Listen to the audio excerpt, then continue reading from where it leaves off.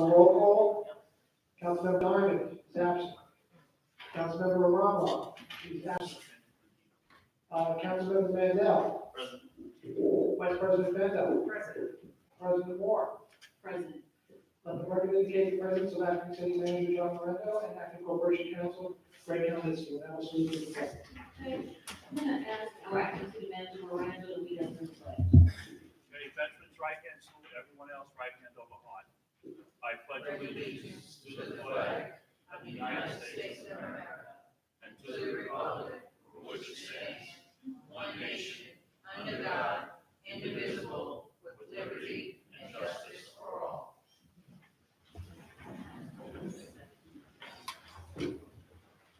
Well, good evening, everyone. Welcome to the December 17th meeting. At this time, we'll have our report coming from our acting city manager, John Miranda.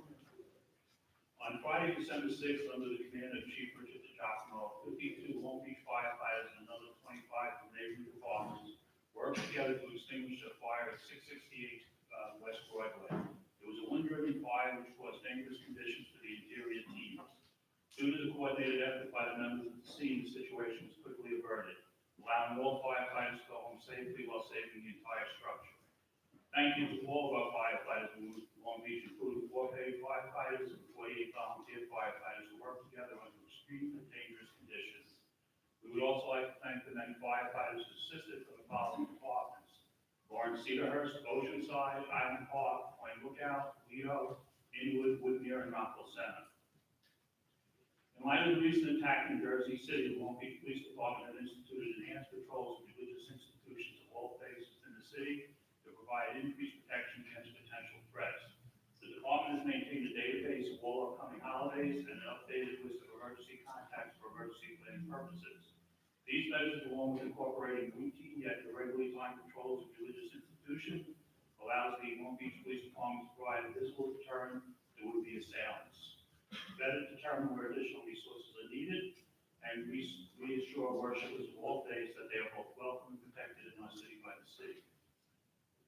The Electric Light Parade in the West End was a tremendous success on Saturday night. It's a great example of the city and the chamber working together to put on a wonderful community event. Thanks to Kerry Ann Troy, Tracy Murray, and Jamie Lynch for coordinating this great event. The city clerk's office has announced that the 2020 residential parking permits are on sale now. This may be purchased at the clerk's office from 307 in City Hall Monday through Friday, 9 a.m. to 5 p.m. or by mail. The office of the city clerk will be open late on Tuesday, January 7th and 21st until 7 p.m. The city of Long Beach is currently developing a floodplain management plan. The FMP documents the city's vulnerability to flood hazards and the city's strategy to reduce that vulnerability. We are pleased to have chamber representation on planning committee. There will be a public meeting to discuss flood vulnerability and the planning process tomorrow, Wednesday, December 18th, from 6:30 to 8:30 p.m. The meeting will be held at Long Beach City Hall on Westchester Street, Long Beach, New York, on the 6th floor, and will address the residents, businesses, and other stakeholders invited to attend. For more information on the community rating system, please visit www.longbeachny.gov/CRS. The city of Long Beach will hold a blood drive on December 26th from 2 to 8 p.m. at the Ice Arena located at 150 West State Drive. The donation will help save 3 lives. The city's Christmas tree lighting took place a couple of weeks ago and was a great event. Now looking ahead next week, we're all invited to celebrate Hanukkah as we light the menorah each night in Kennedy Plaza beginning on Sunday, December 22nd at 5 p.m. Enjoy the great chocolate gelt drop, hot potato latkes, jelly donuts, and hot coffee. Please call 516-574-3905 for more information. All are welcome to come down to the city's first night celebration on New Year's Eve at the Long Beach Ice Arena. This is a family-friendly event. It will also include live music and kids' arts and crafts party courtesy of the Long Beach Arts Council. Visit the city's website for more details. And just to wrap up tonight's update, I wanted to wish everyone and their families a happy Festivus. For the rest of us, a wonderful holiday season and all the best in 2020. Thank you, acting city manager. Festivus is one of my favorite holidays, and Seinfeld is one of my favorite programs. Once again, we just want to echo what was said earlier. We want to thank all of our firefighters. We thank them and express our appreciation for their heroism and also for their hard work. Secondly, all of us were deeply touched by the most recent anti-Semitic attacks which occurred in Jersey. Jersey, and I just ask that you would just pause for one moment, for a moment of silence for those that were lost in the most brutal and hateful attack. Thank you.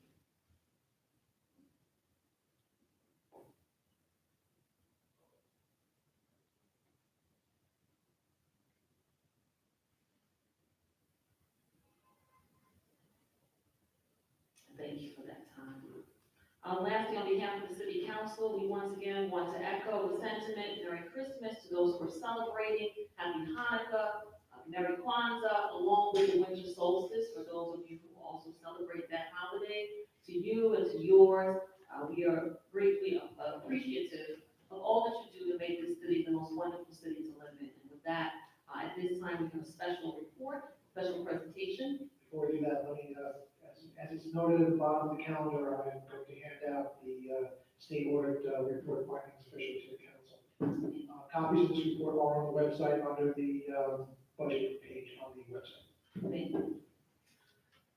Okay, at this time, we're going to have a special presentation. I'd like to, at this time, recognize Tim Doyle, who will come forward and present with his team. Thank you for being here this evening, Mr. Doyle.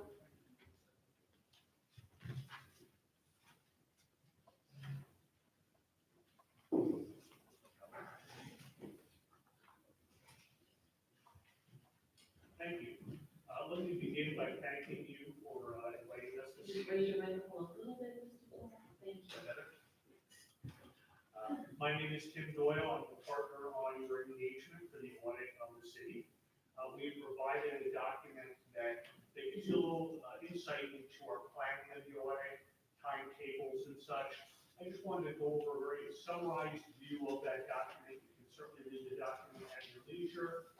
However, we included things in there such as our deliverables to the city, what reports we're required to provide.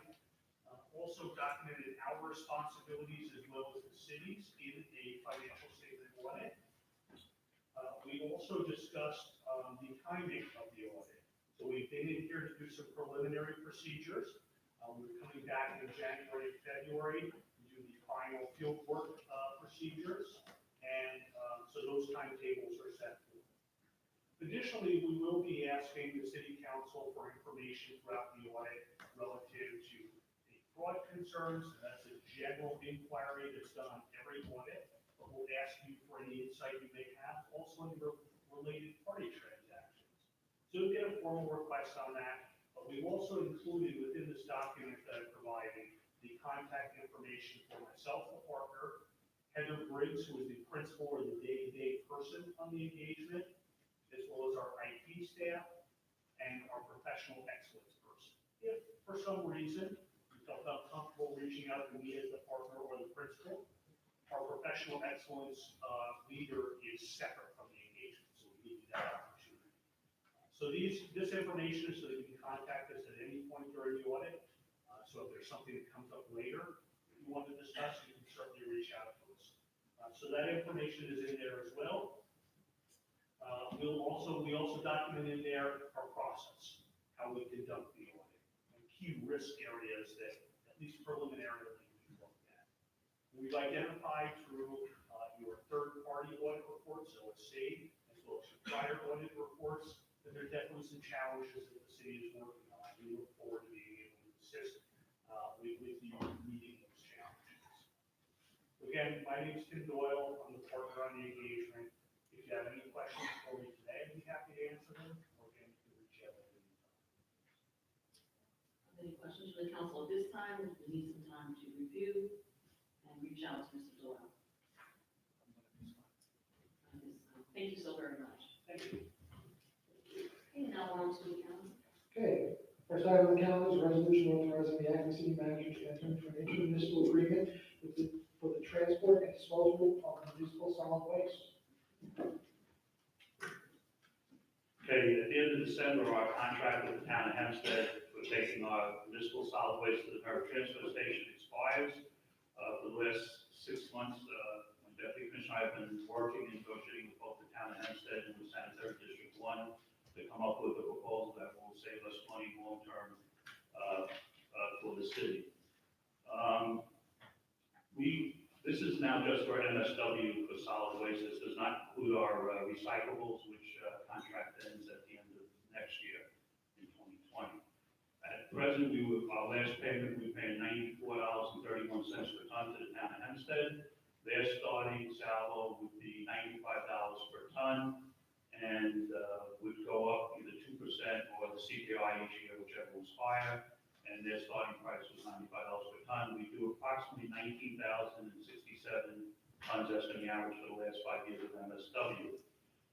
The sanitary district one has given us an offer of starting at $85 a ton, of which $5 is a host fee for the sanitary district and $80 is for the disposal fee to the contractor that they use to dispose of their waste. So only the $80 each year would be affected by CPI or 2% depending what was higher. We estimate savings in the first year of the contract of $190,000, $196,000 in the second, $202,000 in the third, $208,000 in the fourth, and $214,000 in the fifth. This is compared to if we were to continue to go with the town of Hempstead. This creates a 5-year savings of over $1 million. Additionally, instead of taking our MSW to Long Beach and Merrick, which is a 10-mile trip, we would be taking it to Sanitary District 1, which is only a 7.5-mile trip, and that trip will save 2.5 miles of wear and tear on trucks. Added up over the life of the truck will be significant in terms of preventative maintenance, oil changes, and things of that nature. So we think this is a very good contract, and we would recommend that the council approve this agreement with Sanitary District 1. Okay, are there any questions from members of the council at this time? All right, are there any questions from members of the public? With respect to item number 1. Questions? Okay, we'll move on to item number 2. Item 2 is a resolution authorizing approval of mediator offer legal recommendation. At this time, I'm going to step down from the dais and invite our outside counsel, Terry O'Neill, here, who's working very diligently on this matter for years.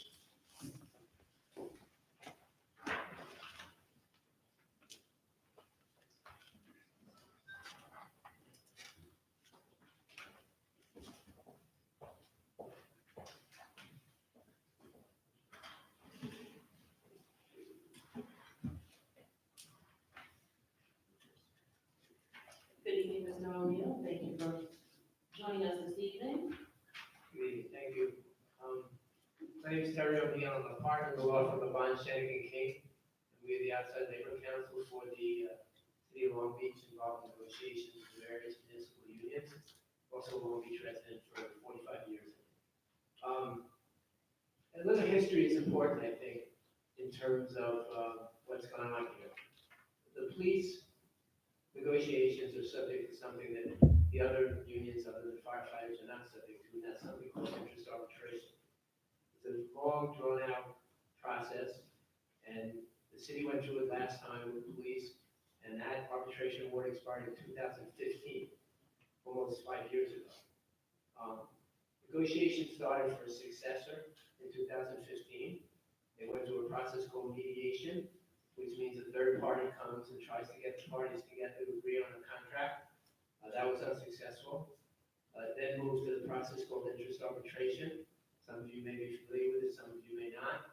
The way it works in the public sector in New York is that it's tripartite, which means there's a advocate arbitrator, I will call him, that the city appoints.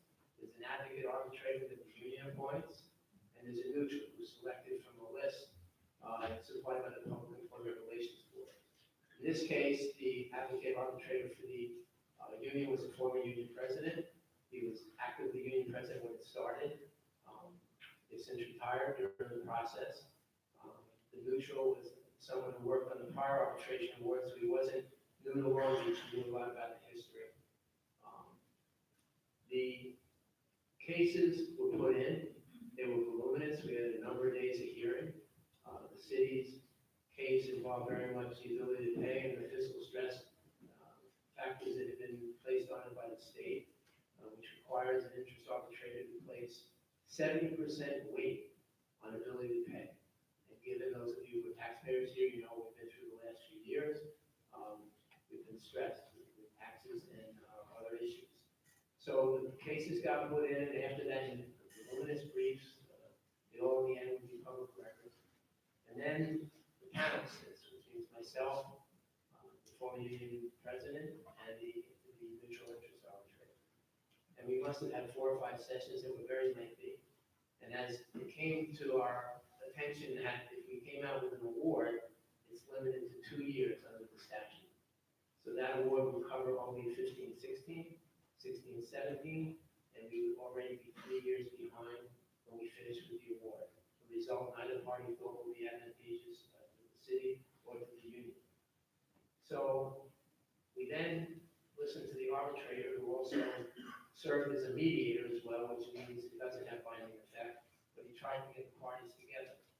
And the city's point of view from this is very important to explain.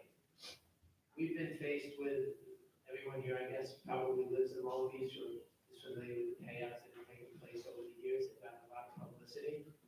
They put some fiscal stress on the city, and he understood that, and it's something that to fix, we had to figure a way to get around that.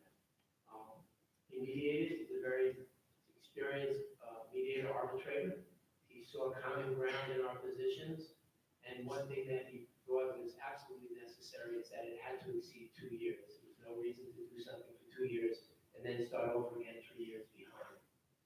So the PBA leadership had passed on from the former union president to a new union president. So since the former union president on the panel, his jurisdiction was limited to 2 years, he had to get the new union president involved. And during the length of these negotiations or mediation, there was a new union president who came on. So he had to be involved also. It stretched it out even a little longer, but it certainly became a point in time where the arbitrator serving as a mediator thought that he could address the goals of the city. And the goals of the city were to have its own police department, but it had to be sustainable. And the conclusion had been made that if we continue to make these payouts, and we continue to have these benefits in perpetuity, it would not be sustainable.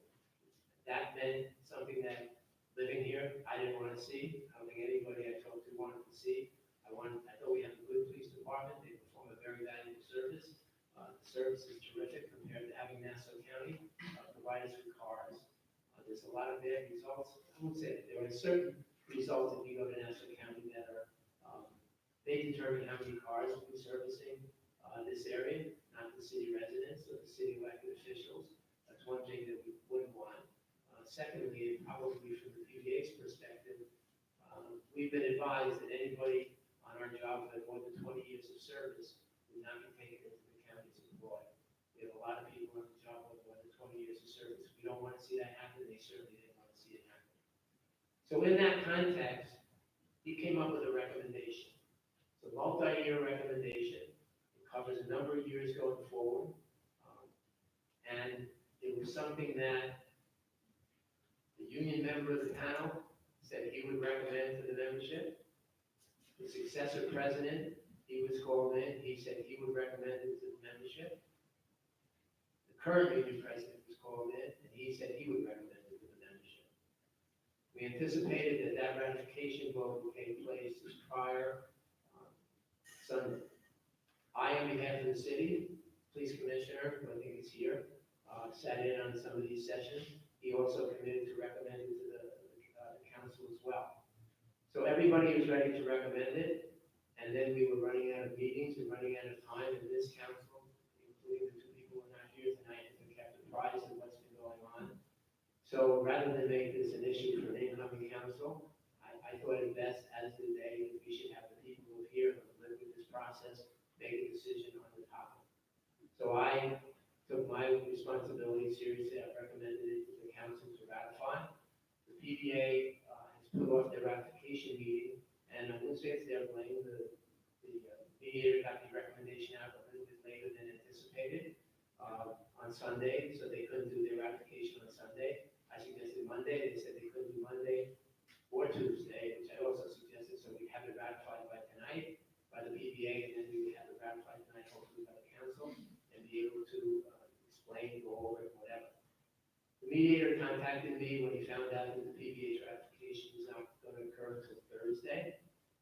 said he's asking that we not reveal any of the contents of the deal until it's been ratified, which any of you who have been involved in any labor negotiations or even have seen it on TV.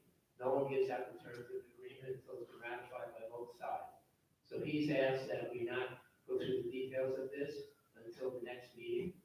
After presumably, I would hope the PBA would ratify it with their current president, the prior president, the president before that, all recommending it. We hope, very hopeful that it would be ratified. The consequences of that, if it is not, then we would have no agreement. We would have ratified it already, and the terms would maybe then could be made public. But at this point in time, he has asked that the PBA and the city not reveal the contents of the recommendation until it's ratified. I said I live here, I'll be back, I will go through every paragraph of it with the public, if they want to understand every provision. It's a very complicated, long agreement, it covers a long period of time, even going forward. We get the 5 years back, it covers periods going forward. There's a lot of solutions to the problems that we've identified in the contract that are cost effective for the city going range. We think it does not hurt the long-term members of the PBA who will be able to deal with the terms that are in the new agreement. And once it is ratified, as I explained exactly what every term is in.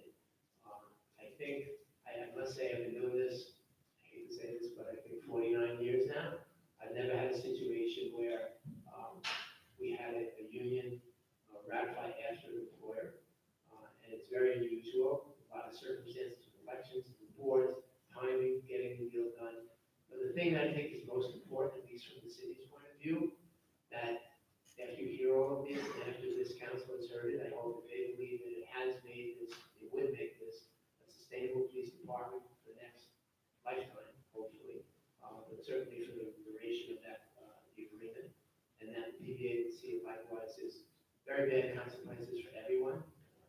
As I say, members of the PBA, if there's no agreement, we have to go back to a 2-year award, which now gets us up to 17, 18, which is no way to run a city. You're not far behind with your highest paid employees in the union.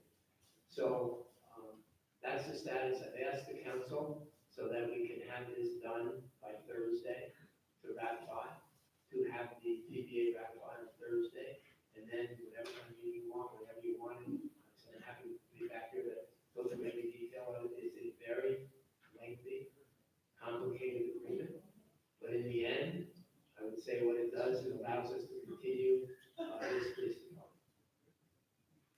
Thank you, Mr. McNeil. At this time, are there any questions or comments from members of the council? Okay, seeing none at this time, questions and comments from members of the audience. Speaking to item number 2, Lester?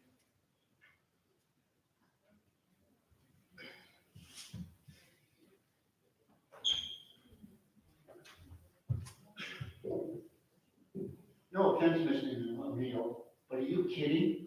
I mean, you want us to vote on something that goes until 2027, but we don't want to reveal anything about it. What's the rush? Are you voting on this, or is the council? The council. Council knows what's in it. And the council doesn't want the public to know? Okay? The mediator who framed this has asked us to refrain from this until the ratification has taken place.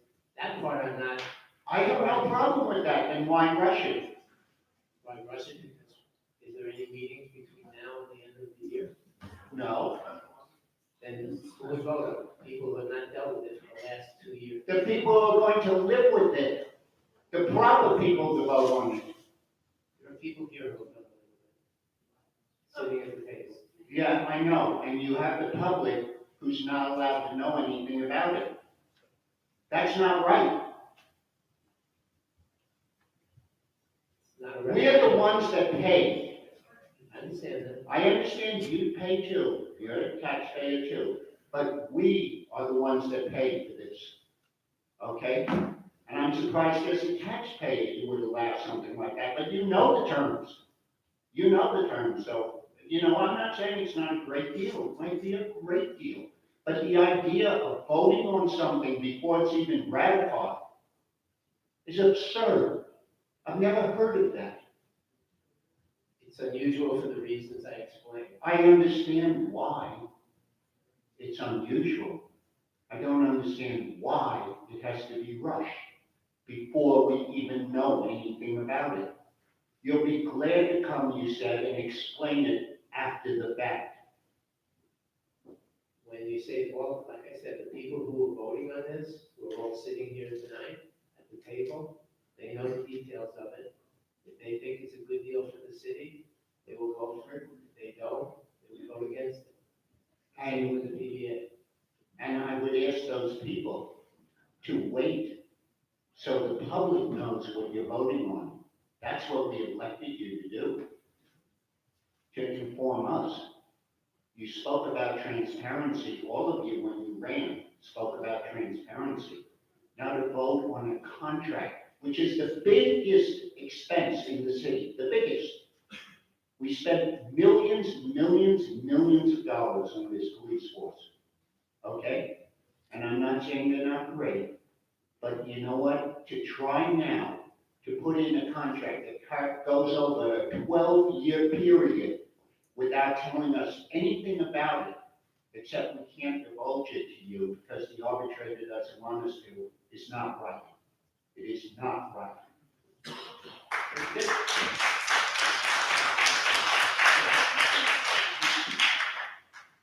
If there were a mechanism that would allow the council to be here after Thursday to vote after the PBA ratifies, we could hold off till then. Held off till next year. Now, that part to me makes no sense. Not to you, but to us it does. What? Legislative board.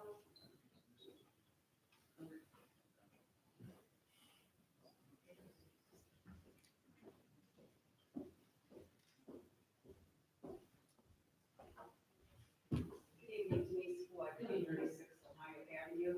May I offer, you sort of brought it up, I alluded to a mechanism that can be found to be able to ease the concerns of the residents here in the city of Long Beach in regard to this contract. And I have no doubt in my mind that, as you said, that you worked so long on it, that probably, and the city council people in the city have been well aware of what the contents of the contract is probably something that may be agreeable and people would accept. But it is very disheartening to hear that we're going to have them vote on something that we don't even know who the people are, who the neutral arbitrator was in regard into all of these negotiations. And I think it's very important that as we see a change in the city, that we have new city council people coming in. I'm going to assume, I guess, that they are not even aware of the contents of what the new contract is going to be, because they're not sworn in at this point. Am I correct? So it's only the city council, the sitting city council people. So perhaps what we can do is, if they're going to have ratifying, if they're going to ratify the contract, hopefully on Thursday with the members of the BBA, tonight you can recess the city council meeting so that it can be called at any time, so before the end of the year.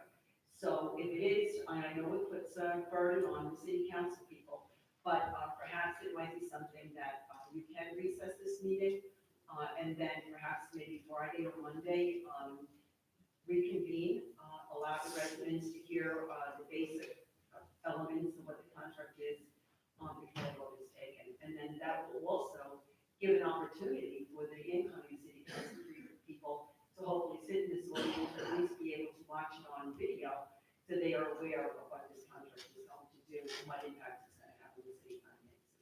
So that would be my recommendation. But thank you for your hard work.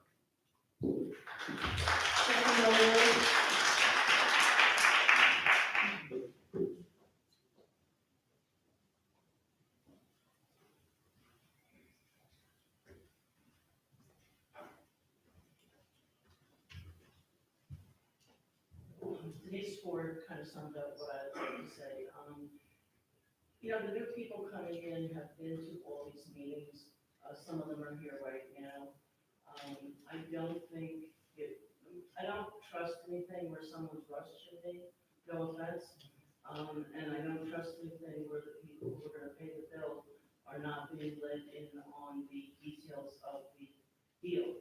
So, there are many ways this could be worked out.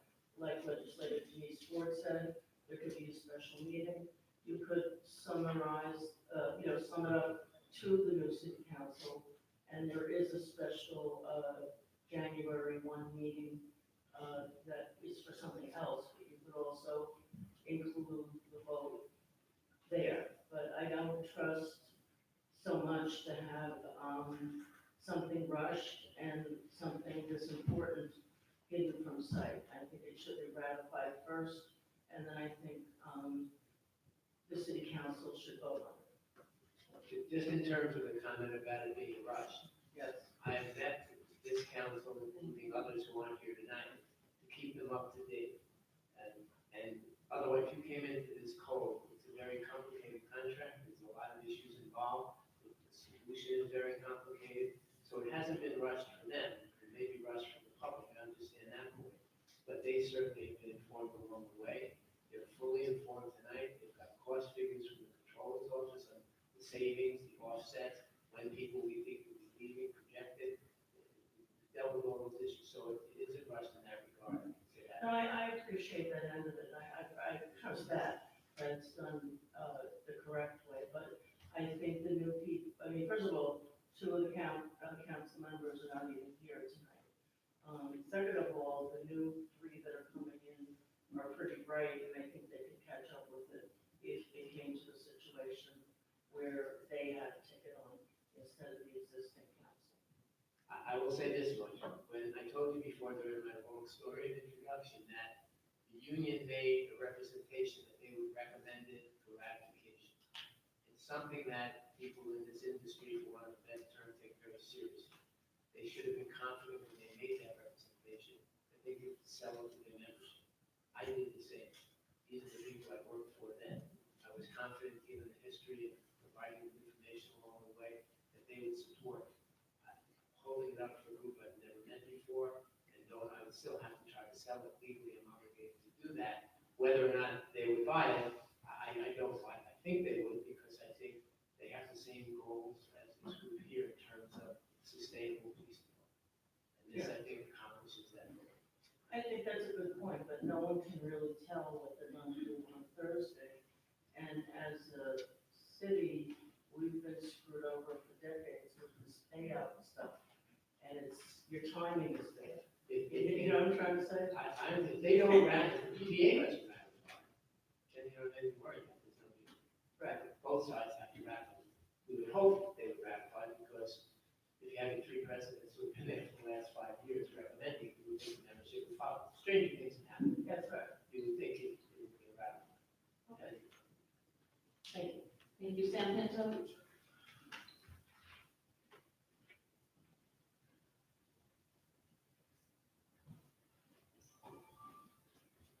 Good evening, Sam Pinto, Long Beach.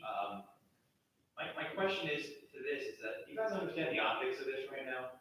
You have an outside counselor coming here, sitting at the pulpit, telling you guys that you should vote on something because he worked so hard on something, where 2/5 of the council aren't even here. And then essentially you're almost pleading to the residents how great this is, while it's not even finalized yet on the other side of the table. The optics are horrendous. And you're rushing something, or you can say if you want if it's rushing or not, but it's been going on for how many years? 5 years and no contract. You've been working on this for a few years. And over the last 5 years, there's been a ton of questionable stuff gone throughout the city that I bet has been advised on by the Labor Council. So now you've got the same Labor Council here who's been pretty much existing for the city while all these questionable payouts, all this other stuff's been going on. And now we're going to jump on the recommendation right away. I think it's a little ridiculous, and I think the optics are off. And I also understand the fact that you don't want to express the terms of an active negotiation or active mediation to the public before it's finalized. But this resolution should have been tabled. It should have been pulled from it when you realized that it wasn't ratified. And you can make your decision. Obviously, 2 council members who are so vital to this whole process are not even here. So you can make your choice, but I think you're getting, you know, probably bad advice right now, and I'm gonna stick to that, thank you.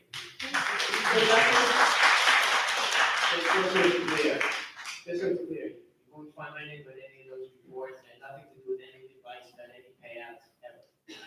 So, that kind of cheap shot, one of the better terms.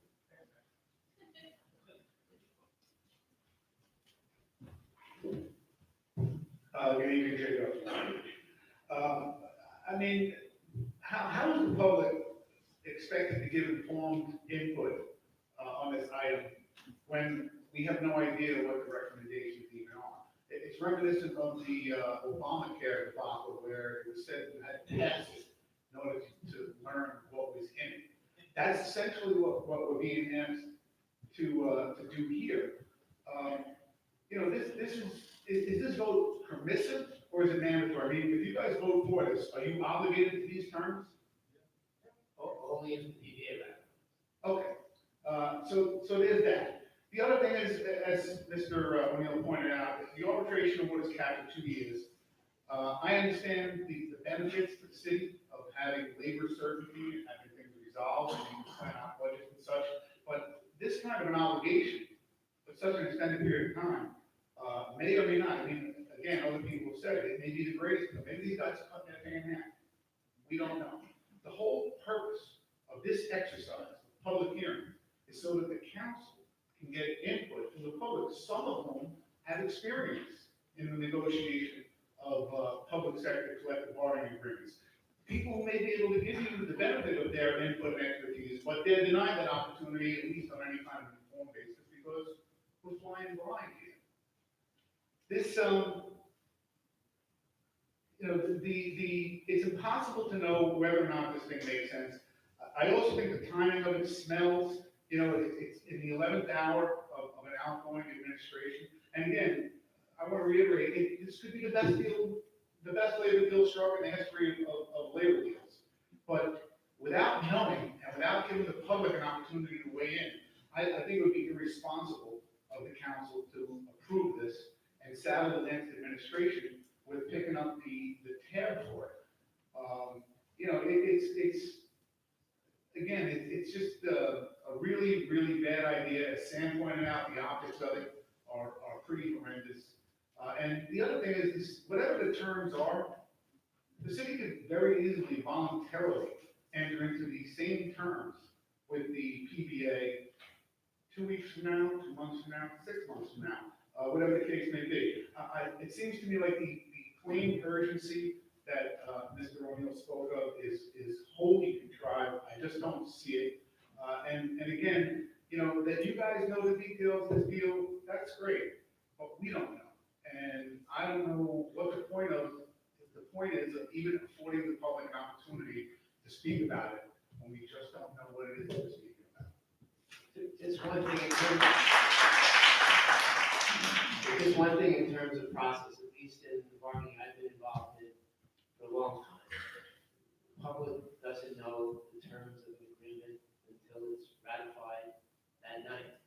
So it's not like you give it to them and then you vote a week later or a month later. I've never seen it happen the way you're describing it. They can't vote until they've told you what the deal is. I've never seen it, it's heard that way in any labor negotiations I've been involved, whether it's teachers, whether it's firefighters, whether it's police.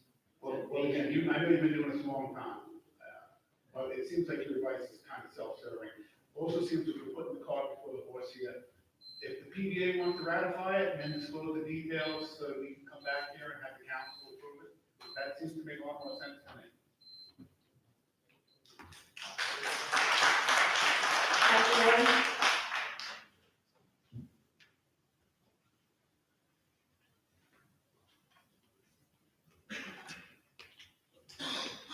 Good evening, council members. Mike Delory, Long Beach. Mr. O'Neill, I am one of the members that are going to be at the incoming city council.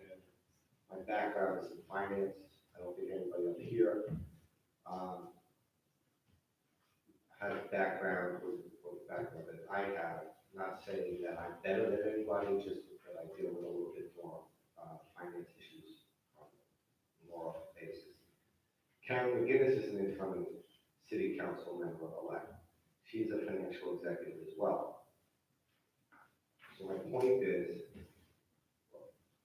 I'm gonna go back to that, is have you negotiated on behalf of the city before in any other previous contracts as it pertains to the PDA? This PDA, I've been at the table but never finished the negotiations.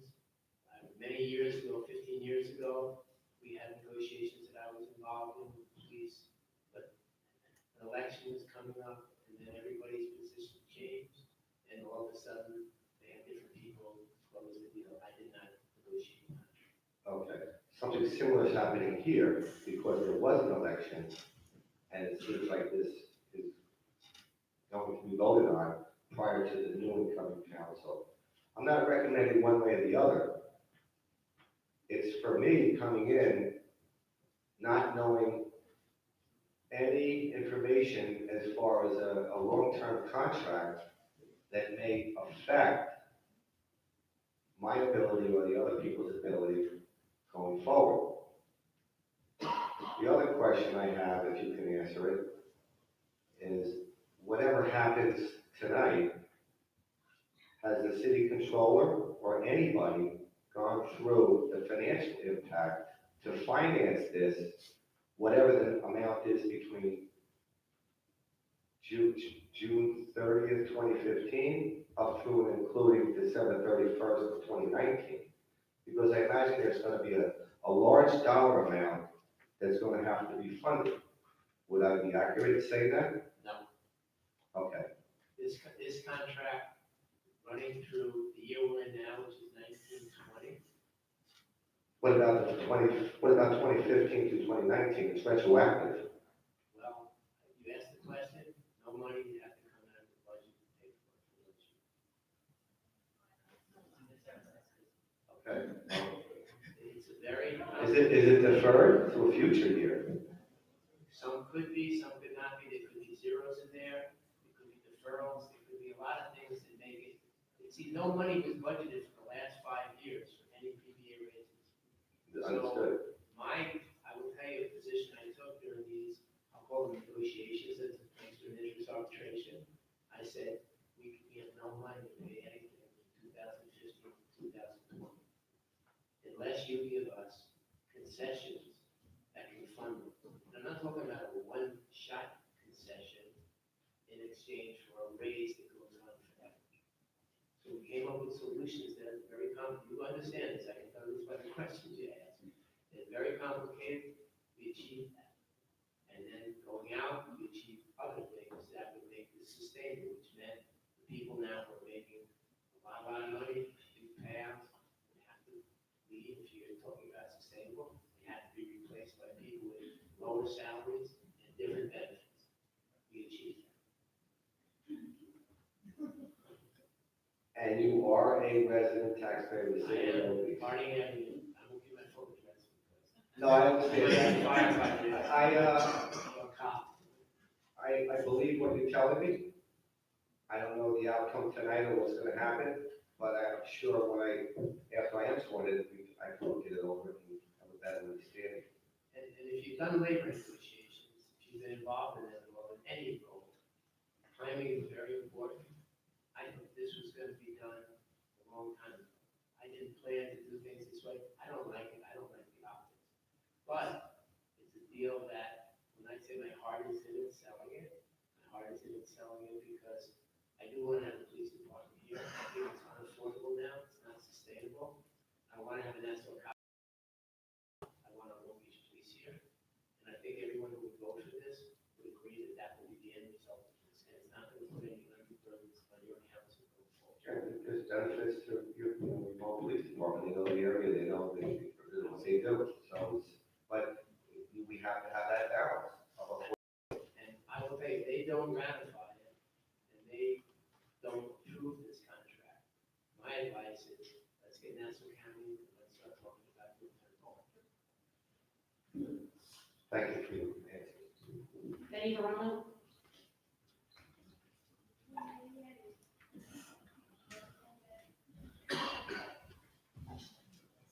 Hello, Big Runner. So to be clear, we can't reveal to public the contents of this contract because the PDA has not ratified this contract? Well, the mediator, who is the architect of this long-term agreement, has asked that we not reveal it because he feels it would jeopardize the PDA ratification. And as I said before, I've never heard of a party to a tentative agreement, which is what this is, reveal the contents of the agreement before both sides ratify. If the PDA had ratified this, we could reveal it. Absolutely. They ratify on Thursday, I'd come on Friday if you asked me to, I'd give you every detail of it, I'd defend every part. Okay. So, Mr. O'Neill, you had said that if there is a mechanism, that you would do that, as you just indicated. But there is a clear mechanism, item 10 of this agenda, where calling for a special meeting of the council, where new members will be sworn in. That is a perfect time, I believe, for a new vote on this contract, because the new council has a mandate from the public. And you had said you would rather have this current administration, this council, to determine to vote on this contract. But this new council has a mandate from the public. They have trust. The people in this administration has lost the trust of the people. We have no faith in this council. And why should they determine the fate of Long Beach finances until 2027? It's absurd. It is truly to lock a new administration into an agreement. This is exactly what happened in the town of Hempstead. This is exactly what happened with Santina.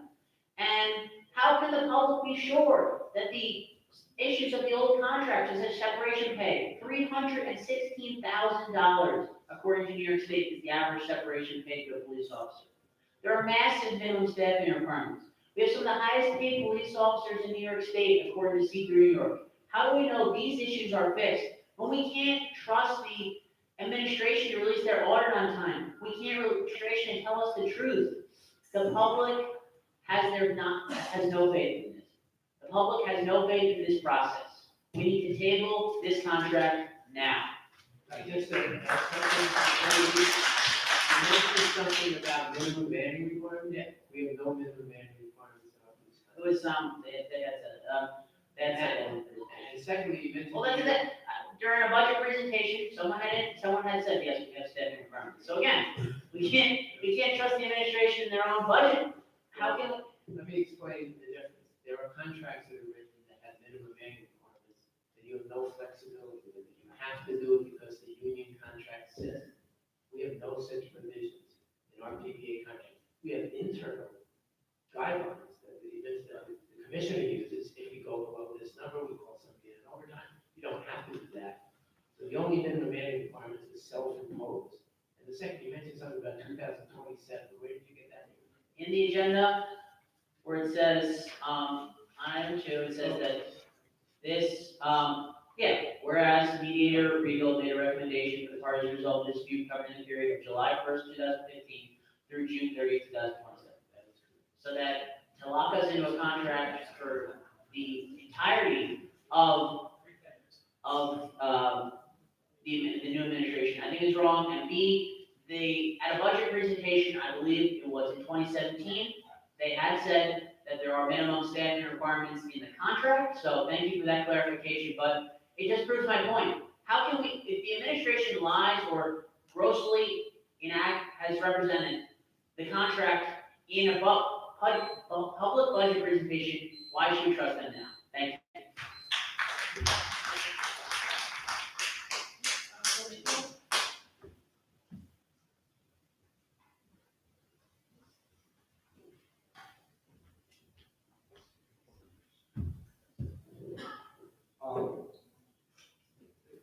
I just wanted to clarify, something you mentioned about, history of, union contracts and announcements. I'm not too familiar with the council and how that works, but I sat on the negotiation team, the recording secretary of the New York City Firefighters Labor Union for 10 years, against the Mayor Bloomberg's administration on many contracts. I can't recall one contract that we didn't settle, come to agreement like you have, that the city did not announce the basic numbers of the contract, let's just say it was 2 and 2, or 2 and 3, or 0, or whatever it is.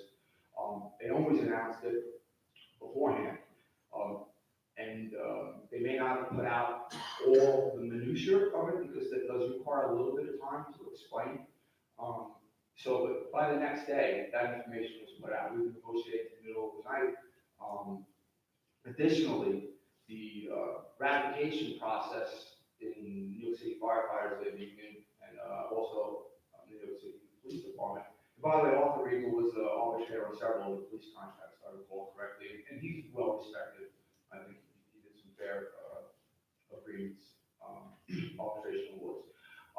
The process, the ratification process is quite drawn out. In the New York City Fire Department, you have to have a notification period, maybe 10 or 12 days, if I recall, 2 weeks, to have the battalion delegates in, they meet, and then you have a meeting with membership, and they meet, and then you have a certain number of days after that, with full information out to the membership for them to vote on.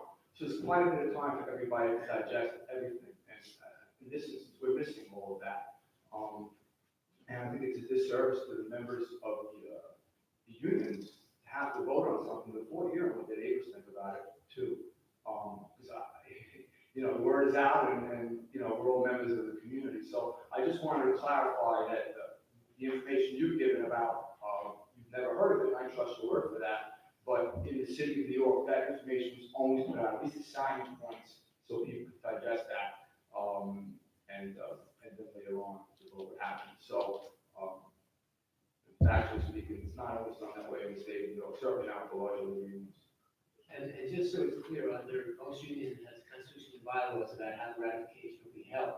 Correct. Your union in New York City, how many thousand members do you have? We had 10,000 active, we had 20,000 retired and active. We have 60 copies here. Yeah. It's not So, that but I'm just saying, They had, just getting, I'm sorry, they told us they needed that time.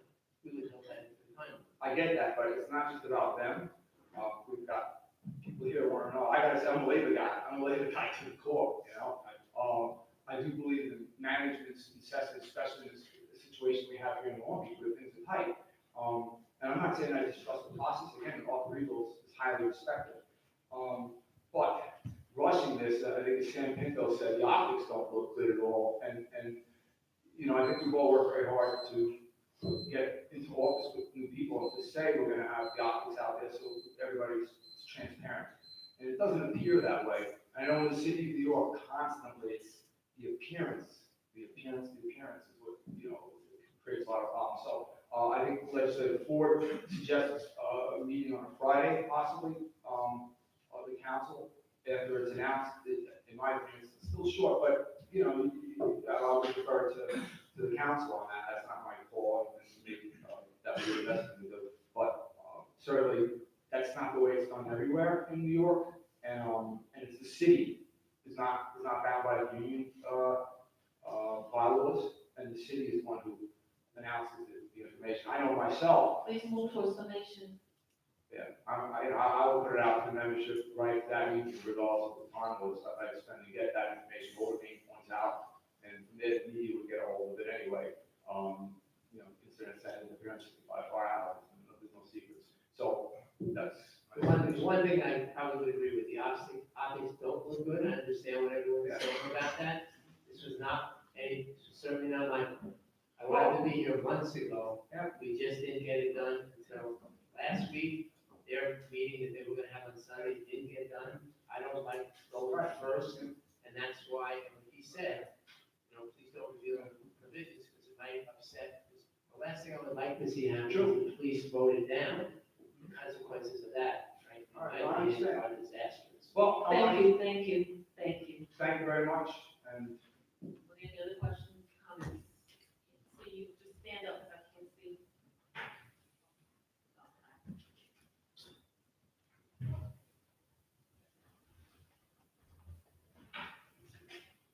Good evening, Neil Bonnie. Good evening. I do have a couple of questions. So first, is this contract lead to sustainability? I'm sorry. Does this lead to sustainability? I believe yes. Okay, do you have any studies on that? I mean, you can't obviously disclose that, but do you have any studies on that? Well, we haven't costed it out. The controller did that, and we looked at what our costs are now and what they will be in the future. And as the people who are leaving the job, and there's a methodology of why that will happen sooner rather than later, they'll be replaced by people at quarter of the cost with different benefits. That much I can believe, and not the specifics of it, but that will make it a sustainable operation. All right, but you see, the thing is that you stated how the optics are bad. And the other thing is that from 2010 to 2017, a lot has changed in our world. And I just, like, given that you can't reveal the agreement, obviously, which I understand, you know, I don't know how exactly we can trust that this is going to be sustainable. And you had mentioned all the scandals that the city is going through, such as separation thing. I just don't understand how exactly the members of the public and the incoming administration can know that this is sustainable based on the studies. I mean, it's just not present.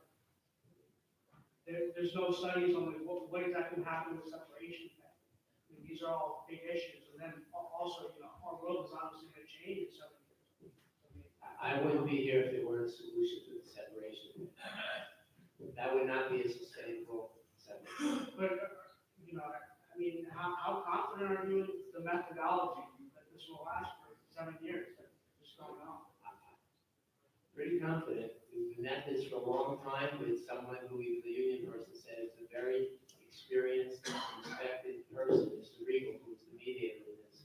He worked very hard, worked all this past weekend to try to get them so they could have it on Sunday. But he understands exactly, he sat through, I don't know how many days of presentation we had to show us the problems that this is creating. And we 2 years ago, and I don't know where we ranked this year, but we were the most fiscally stressed city in the state.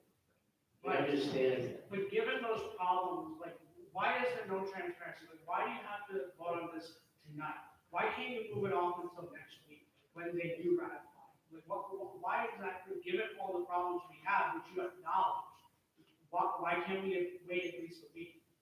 I don't understand that. You haven't been clear on why we can't wait until the PBA ratifies the agreement. Well, I would hope, as I said before, we had 3 PBA presidents who were recommending it. You know how there are rumors sometimes in Long Beach, probably heard that, right? Sometimes there are rumors here. So there were some rumors about the ratification.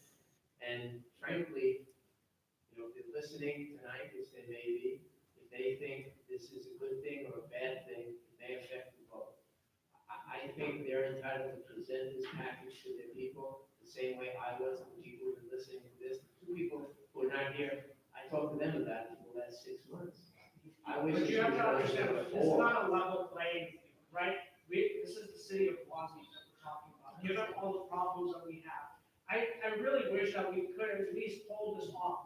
Why can't we table this? Why can't, I just don't understand, like, you know, you have now, like, if we can't do this when the incoming administration comes, like, I still don't understand, like, why can't we wait? Like, you know, and the thing is that you said that this agreement, you know, just came to you, right? Why don't we have more time for studies to come in? Why can't we, like, allow for more time? I mean, I think that's what we need, honestly. I mean, I just feel that this process is being rushed, just like how, the town of Hempstead, with Anthony Santino, I mean, that exactly is what comes to mind when I think about it. If this thing was anything like the deal he made, I would never work here again. I hope to work here until I stop practicing law, you know. I know what that deal was about, it's been challenged, there's a lot of problems. There was a lame duck supervisor making the deal to get the unions on his side. But there are also 3 council members that are incumbents that they're not gonna be here. It's only one. Okay, but then, you know, just for point of clarification, you still have 2 members here. It seems to me at least that you trust in the 2 members that are here. And if they're still here and they're sitting here and this was not tabled before we came in, then you should still trust in their leadership. If you don't trust in my leadership, that's okay. I'm an outgoing, but I can stay here. I've been here for every meeting. And there's 2 people who are not here. They've been informed, but the point is, there are 3 people that are here right now. So if you don't trust in me in terms of people who are in the audience, that's okay. you still have two members that you trust in, and if they're still here, they didn't table it, then you should at least put trust and understand that they're trying to do something that will benefit the city. But I thank you for your statements, and I thank you, being a young person in our city, that you're concerned. That means so much to us that you would come up and speak to the issue. Right, exactly, but, you know, the point is, I do have trust in all three of you, the question is not trust, it's just like, No, wait, you don't say trust, that's the word that you use. Several people have used it, and that's why I brought that up. it's just like, you know, we have these issues, right? It seems like every week you read the Nassau Herald, the Long Beach Herald, and like all these issues are coming forward, right? It just seems like a building up situation, and it's just like, yes, I have trust, but you know, you see where I'm coming from, right? Is that every week you read it, and then like, there's something coming out with the payout situation.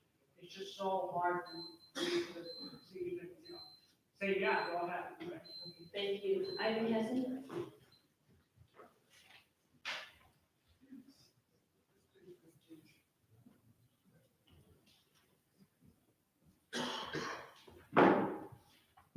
Hi, Jane Hatch, Long Beach. Can I ask who put this on the agenda for this evening?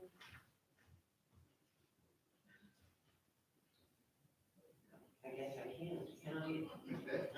The city manager prepares the agenda, and I put it on the agenda. And it couldn't have gone on last week. No, because we didn't have the arbitration decision yet. You talk about urgency and timing and so forth, and that you've been working on this for 5 years, so I understand there is some urgency, but if I were part of the PBA, I would have been so anxious, I would have been available on Sunday. They weren't available on Sunday after 5 years, or Monday, or Tuesday, or Wednesday. They weren't available until Thursday. So I sense there's not an urgency with them. They're holding up until Christmas, I guess. Denise Ford suggested that maybe, as you suggested also, perhaps we could have a meeting on Friday morning. We have had meetings at 7:30 in the morning, and the council has been extremely criticized for that, saying that people have to go to work. They've had them in the afternoons as well, while people are working, and they get criticized for that. This has got to be tabled. We don't know what's going on. There's been too many wrong things going on in Long Beach. We are out of money. If you're talking about bonding, when you say it's not gonna cost anything out of the budget, you're scaring me to death. Jack Schneerman bonded us to death, and that's part of the reason why we're here. No bonding. There won't be any bonding on the land. Okay. There's no need. The new council, there will only be 2 people here that will vote on this if you vote on it now. There are 3 new people coming in who will have to be part of governing the city, and they have no knowledge whatsoever about this, and that's unfair to them. Anything that goes on in the future about the police and their contract, people will be up here asking those new council members, and they can just say, well, I didn't vote for it, I wasn't even here, I didn't know anything about it. So if we can't have the vote tonight, December 17th, I don't think we should have it on Friday or Thursday or any time before that new council comes in, including January 1st, because it doesn't give them enough time to learn about this on the day of their inauguration. I think this should be tabled for a month, and I'm going to ask you, John Bendo, and Anissa Moore, and Scott Mandel, one of you, please make a motion to table this thing. It's unfair to our city and community. Just to make one thing clear in terms of my role in the last 5 years. When City Manager Schneerman was here, I had very limited role in these negotiations. He basically. I'm not saying that you've got anything to do with Mr. Schneerman. I'm saying that bonding is not a way out, and you just told me that we're not bonding. So I don't know where the money's coming from, if it's not gonna be in the budget and it's not gonna be bonding, because this is a very long time, 5 years retroactive and 10 years into the future or whatever it is. I mean, it's a lot of money. This has to be tabled, and we have to hear some of the details. You actually gave some of the details as we were sitting here, I think, to Sam Pinto. You know, you gave us a few details, so give us all the details. Or table, please. John, Anissa, Scott, table it, thank you.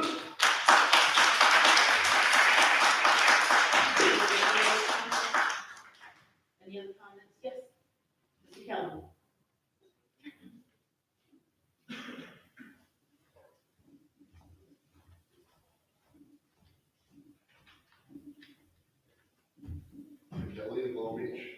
very brief. You, Mr. O'Neill, is it? Yes. You yourself used the word unusual in how this is going about. We're kind of sick of unusual. Please stay with us. This is why we voted in the people. We are sick of unusual. We want something usual to happen. Thank you.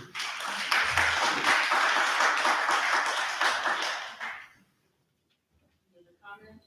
Seeing none, we move on. I'm gonna motion to go into executive session. Vice Council. And I'll second that motion.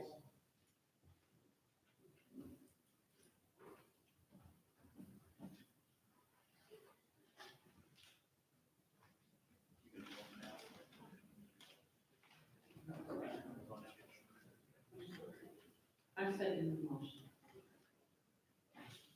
For executive session, Councilman Mandel. Yes. Vice President Mandel. Yes. President Moore. Yes. In executive session.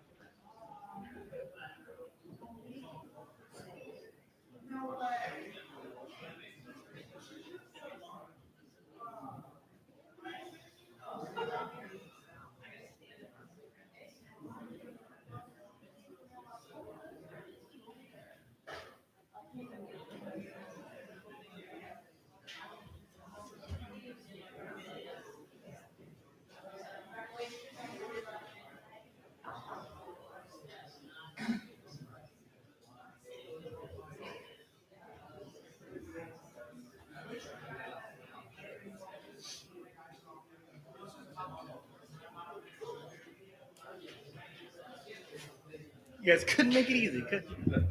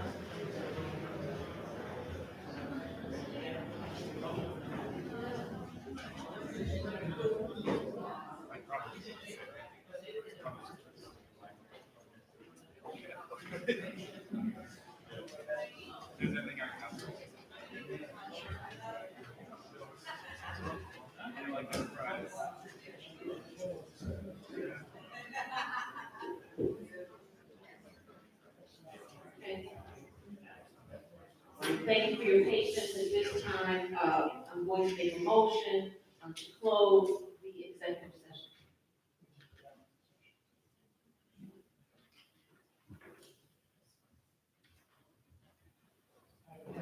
Okay, we're gonna close that, right?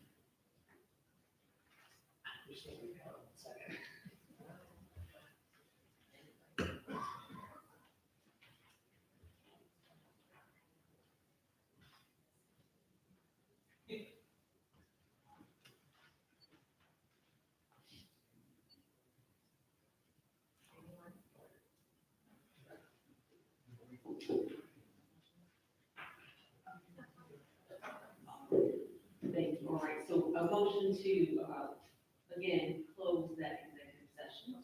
And we can move right into session now and resume. We want to hear it now. We'll have remarks. I just want to add maybe a point of clarification or something that, why I wasn't clear enough. Interest arbitration takes all the control away from the city. It leaves it in the hands, basically, of the arbitrator. He's got to get another vote, but he basically controls what happens. His expectation is that this process would finally be over this week. He impressed upon us the ratification, the votes being taken, the confidentiality of it, and there's a reason I try to honor his request. I would like him to be on our side if we end up in interest arbitration, which would be a horrible solution to this. It would cover only 2 years. He would not be happy with one of the sides. So if there's anything that anyone could draw from this meeting that would be negative about this council approving this agreement, it would be bad for the arbitrator, it would be bad for the PBA. The PBA should understand that this council would vote for this deal. Then their options are very simple. They approve it, come back and display all of it to you, take whatever criticism, you can throw anything in that you want when you understand it, or we end up with the PBA not ratifying, which everyone here, correct me if I'm wrong, anyone who's sitting at this point of the table disagrees that that would be a bad result. Go back to the 2-year arbitration board as opposed to the solution we have now. We have a solution. Everyone's confident that it's here. There are people up here you trust. Don't listen to me. I may not be one of them, but there are people up here I think certainly a lot of the people in the audience trust. They've listened to every detail of this. The memo explaining this is about a dozen pages long, maybe even longer. A lot of issues. So, and I emphasize, if you ratify tonight, they ratify Thursday, I'm happy to be here all day Friday to answer questions. You come in and anytime you want, as many people as you want, go over any detail. But I think from the arbitrator's perspective, he would be disappointed, not happy. He thinks it might give the PBA an excuse not to ratify, because now, listening to the comments from the audience, he may think, well, that council, they listen to the audience and think this is business as usual. Trust me, this is not business as usual. This is the Tony said meeting. This is a way to save your police department. To put that in jeopardy, as a resident, as the lawyer handling this case, would be a terrible mistake. Thank you. Item number 3. Good evening, Mr. Clymer. Good evening. This is the tax surcharge settlement between the city and 522 Shore Road, with the co-op known as Harborview Bill. It's a 3-year settlement, 1718 through 1920, which is a $35,000 settlement and a reduction of assessment of about 8%. And it also has a 3-year moratorium and there's no interest involved. Pretty straightforward. Okay, there any questions or comments from members of the council? What do they pay now, and what was the pay if this was passed, the taxes? One second on that. They're paying about $294,000 this year. Next year, depends on what you guys do. The ratio? The ratio will change. But a ballpark, I mean, what kind of decrease are we looking at? It's about 8%, Did you say 8? about 8%. About 8%.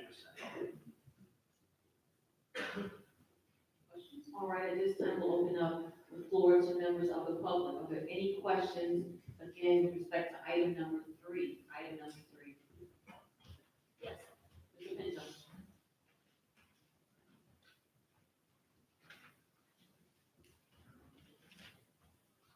Sam Pinto, Long Beach. I just have a procedural question. Last, I think, month or was it the last meeting, Lancer Building came up here for the similar type of grievance process?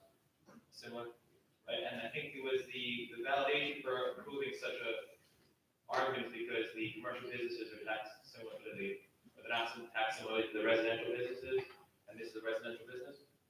Residential.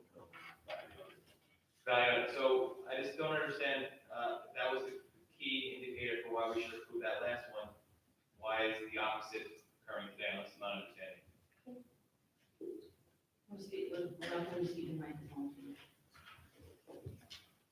The settlement is based on rental values, what the rents are in Long Beach, and the analysis showed there should be some sort of refund, and when the opposition comes and they're demanding over $100,000, you have to settle or say no, and then go to trial. So there has to be a basis of fact and a business decision as well, to settle. And I believe the settlement is good for the city moving forward. It has a 3-year moratorium, so they can't come back and ask for more. I think you also have to calculate the cost of trial as far as retaining expert appraisals, because Mr. Flammer will not be able to testify in court as to that. If you have an appraiser, if the appraisal itself costs $2,000, then that will be a trial. The conference has costs as well. So essentially, it's less expensive for us to accept this settlement than to pursue or deny. Yes, going to a trial, a judge would make a decision on value of the earnings.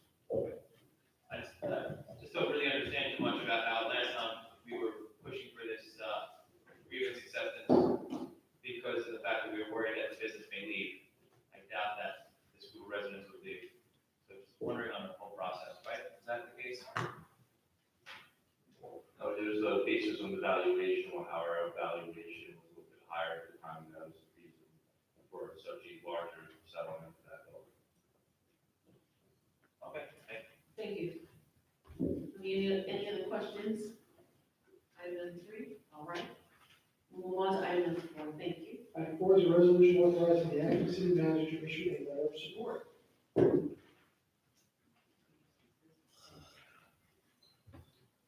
This is requesting a letter of support for Temple Bethel. Their organization was in kind of flux the past couple of years. They didn't file their exemption renewal applications. I haven't seen their financials. And this will also, the building has been shuttered, it's not being used, so I wouldn't be allowed to make it exempt because there's no use currently right now. The organization has a new leader now, Rabbi Goodman, who's here, I believe so. And this letter of support will allow the state to pass a law that will allow us to retroactively give the Temple Bethel the exemption for the current tax year. Okay, are there any questions and or comments from members of the council? Just have a quick question regarding the history here. Temple Bethel has always sought this exemption and they just missed 1 year. 2 years in a row. I wound up being able to contact a former board member who filled out an application. I did not receive their financials. This year, with the hope of denying the exemption, they'll get it in the mail. If no one, we tried calling them, sending them letters, if we're denying the exemption, force them to come in and do the application at that time. She usually does. Thank you. All right, are there any questions and or comments from members of the public? Yes.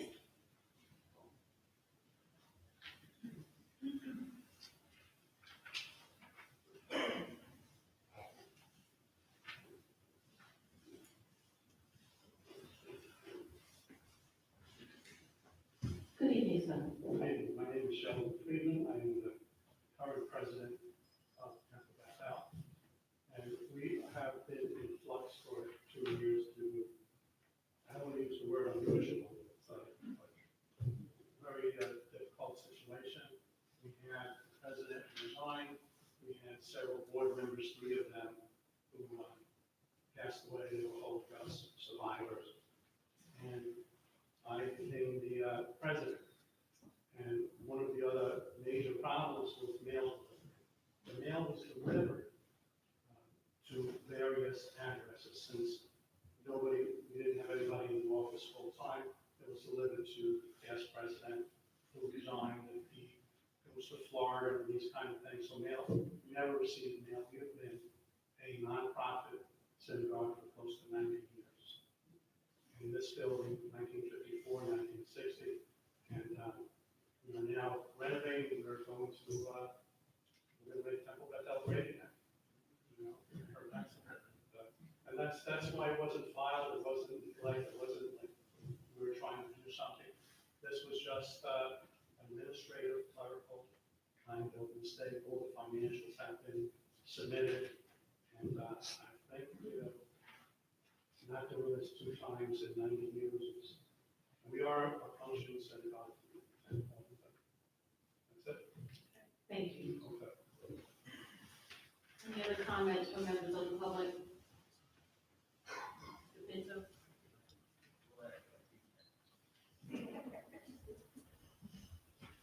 Good evening, Sam Pinto, Long Beach. I just know living and growing up here that Temple Beth El has always been a staple in the community, and it was a very active synagogue and religious organization. And right now, I think we have an opportunity to try to revitalize that, and this is one of the steps. Giving them this letter of support will help bring back the history and character of that building and for the future. So I support it. Thank you. Any other comments? All right, at this time, we'll move on to item number 5. Item 5 is a resolution authorizing payment for the city's life and accidental disability insurance program. Okay, this year we were notified by the Hartford that they were gonna raise our, basic life insurance policy for employees by 14%. This covers, 589 people, 365 active and 224 retirees, of which 79 retirees are retired police. Our broker did go out and shop the policy as a result, and the Hartford is, giving us a contract that will have a 7% savings over the current Hartford plan for the actives, for accidental death and dismemberment. There'll be a 2% savings over the current for retirement basic life rate, 51% savings over the renewal, and a 45% saving over the current renewal for the retired police, accidental death and dismemberment. Okay, any questions, comments from the council? Questions? All right, questions from members of the public? Item number 5. All right, seeing none, we move on to item number 6. Item 6 is a resolution authorizing certain exempt employees to carry over 150 vacation days into the succeeding calendar year.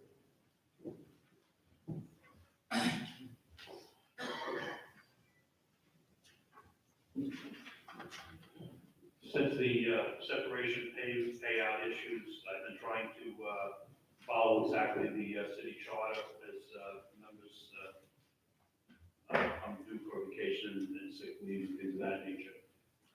So this month, on December 3rd, the payroll clerk approached me, and we have gone through questioning during this whole period about the carryover for exempt employees of the vacation time. So he had been trained to follow the CSEA contract for exempt employees. So that meant, which originally when the personnel Personnel Code was first set up, it mirrored the CSEA contract and allowing up to 50 days. Over a period of time, the CSEA contract was moved to 75 days and then to 80 days. So we had several exempt employees who, through because of things like Sandy, some working as the acting city manager for a period of time, had accumulated last year well over the 50 days. We're up to the 80 days that are allowed with 640 hours. And we informed them that we needed to have them submit in writing reasons for their overage. They had been approved last year, they had the same amount last year, and that we needed a resolution from the city council to approve them to continue to carry over that much and to give them 2 years to work it down so that we would not be unfair to those employees. 1 year. 1 year. 1 year, I'm sorry. Any questions or comments from members of the council? All right, seeing none, at this time we'll open up the floor, members of the public, questions and or comments as it relates to item number 6. Sorry, Mr. Lester?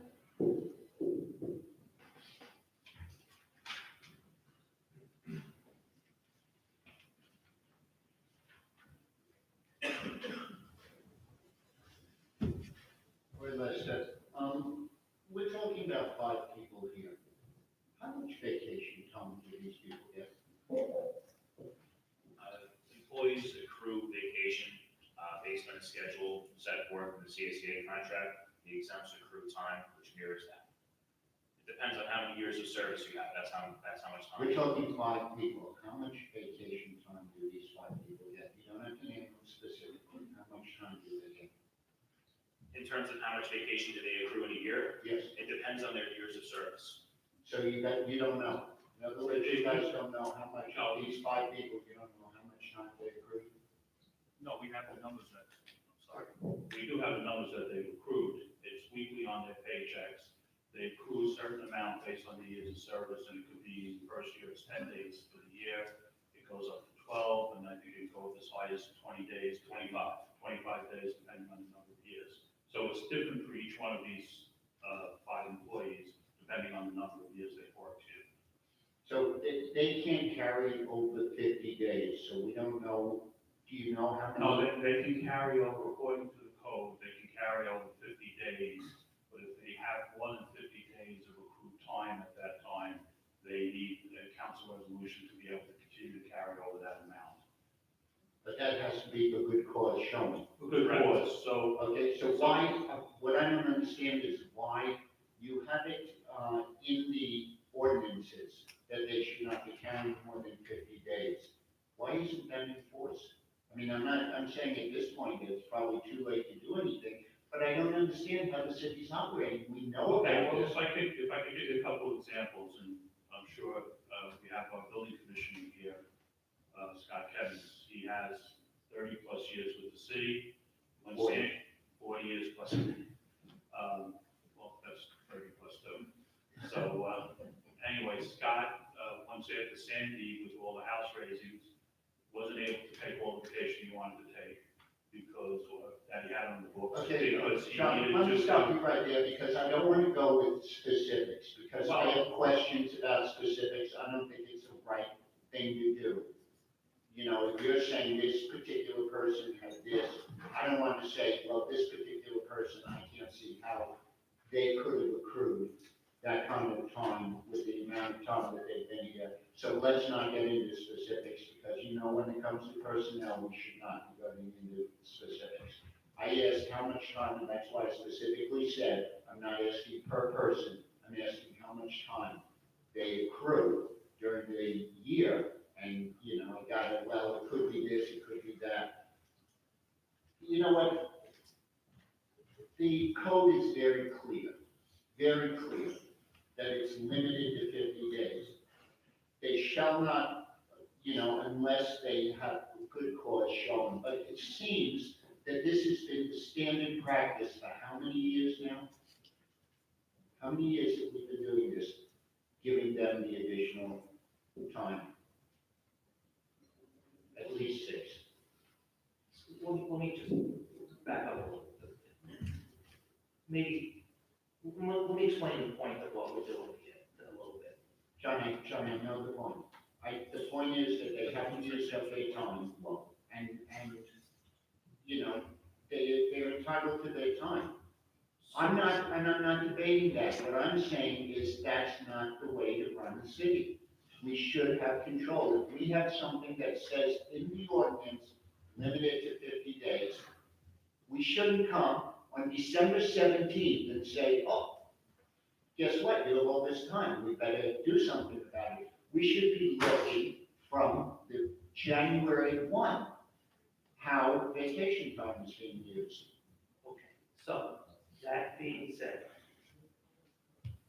I think there's a general consensus that some of the rules have been considered optional for quite some time.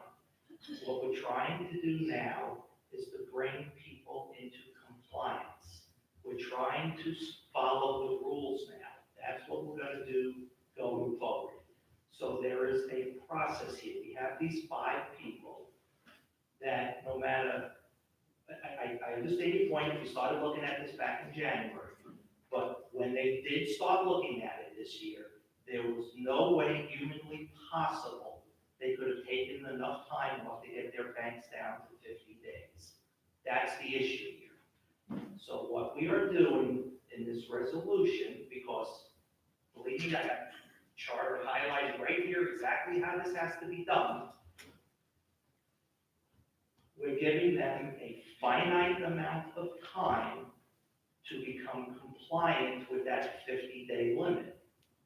So what we're doing is we're basically giving a grace period in this resolution to become compliant with that 50-day limit. Going forward, I don't know if employees will get that privilege because now we're going to be following the rules. But right now, we have these 5 people who are in purgatory. Some of them just, quite frankly, could not take the time off. There wasn't enough time from when they learned about this that we're gonna start enforcing the rules to now to take that time. So we're giving them this grace period to take that time to become compliant, and then we're gonna start enforcing the compliance. John, if it says unless, 50 days, unless you come to the city council. Okay. Then we have a conversation. So, we'll address that, and I'm sure someone who's sitting in the room, they're not happy with me. They were given effectively an assignment to write basically a short report on, for each individual how to do it, on why they couldn't comply with the 50 days. And like I said, some of them are not necessarily happy they had to do it, but that is what is in the code, and they did it. So they gave their cause. I believe, we'll find out when we vote, that the people accepted their reasons. But this is the start of, we're gonna play by the rules. I hope so, John. I hope next year we're not doing the same thing again. Thank you.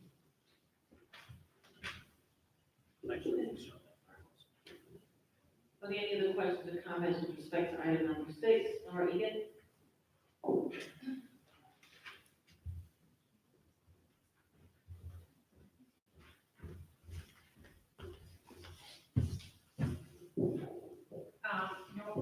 Nora Egan. Can you explain to me, Mr. Rando, why is this on the agenda like tonight and why at the last minute? A few of the people that are listed here, we know are part of the investigation, we know are part of the audit. One questionable payments for the economic development director. And like you're giving her a pass, like why can't we hold this over?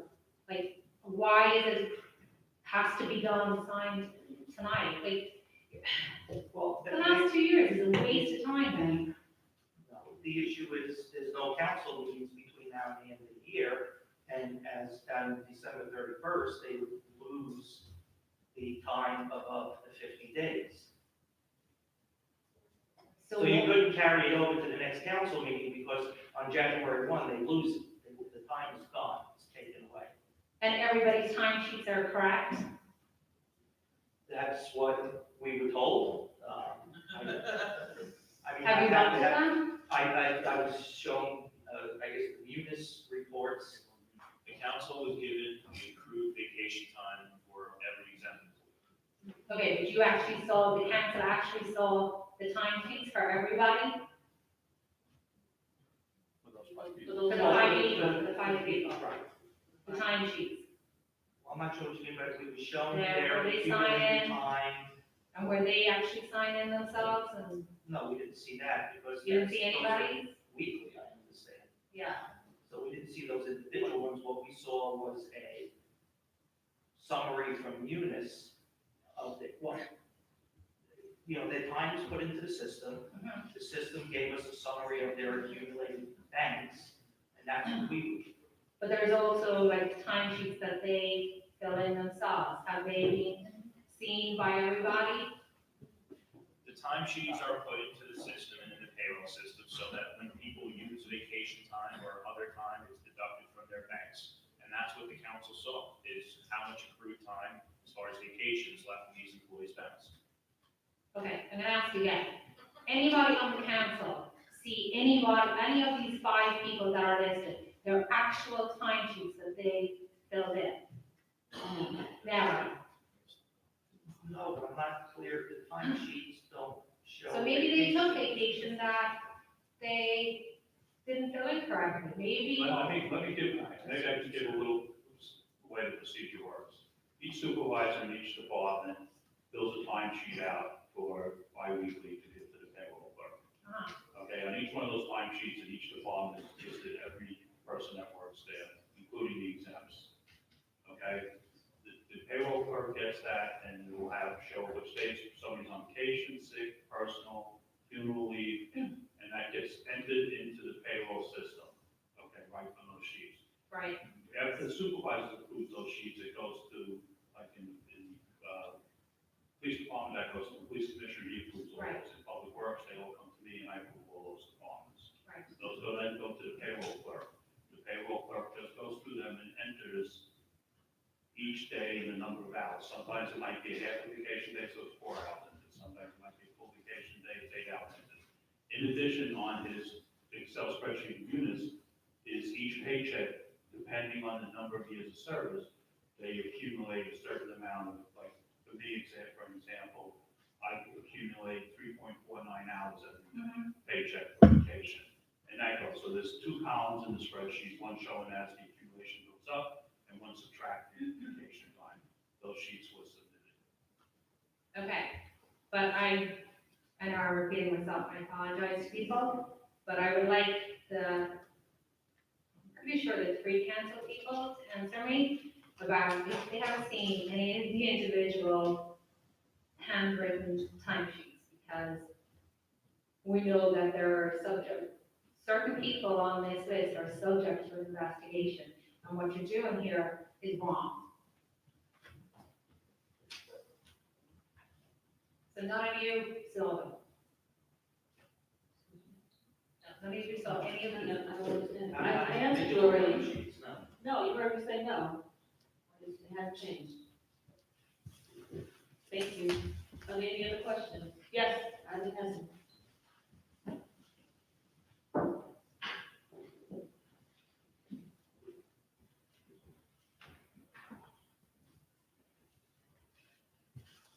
Eileen mentioned, it just is another way that we are not going by the books. I know you said that we're gonna be going by the books starting next year, but there's nothing in this resolution that says that there's any corrective action. In many jobs, you either use it or lose it. I know that's not the case here. But it just does seem like 50 is a large number.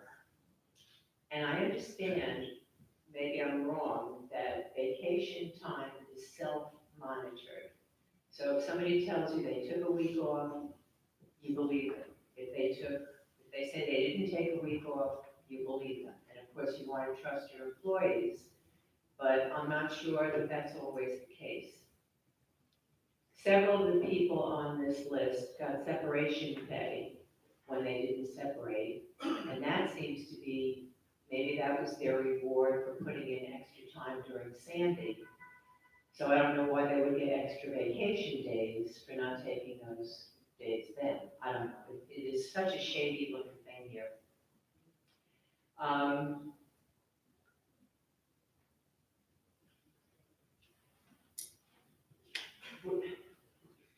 don't know, it's just unbelievable what's going on here. And everything is at the last minute like this. It's just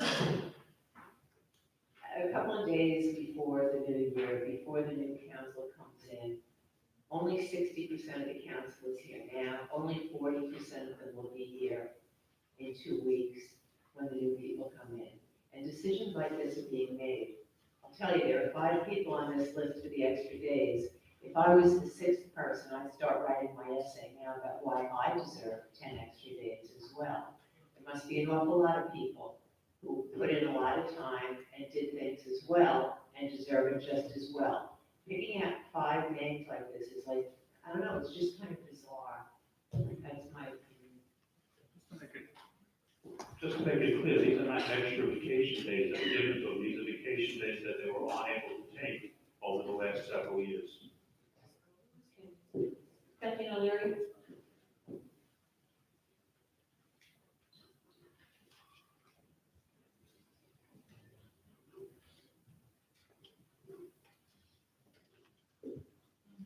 I would like to echo what Eileen said. Exactly a year ago today, I stood here and said that this code needs to be changed. And obviously it wasn't changed. No private business has a backdoor clause that says you can write a letter to, the president of the university and plead your case. This is absurd wording. I would ask that it come out of this code, because, if you are the 6th person, there's a problem. And it just gives people, a back door. I believe the people who are up for this now, probably do deserve it, but it's the code that is not clear and shouldn't be written this way. It should be tight. If you don't take the day, it's gone. There's not a big problem with that. If you worked for 4 months on Sandy, you can take time off, or you can choose to lose it. It's the code that's wrong and should be changed. And I hope I'm not up here next year saying the same thing, because it just seems like, nobody's listening. We're just back here again, a year later, code has not been changed. There's even more problems this year than there were last year at this time. Thank you. Are there any other comments, questions? Seeing none, we move on to legislative board.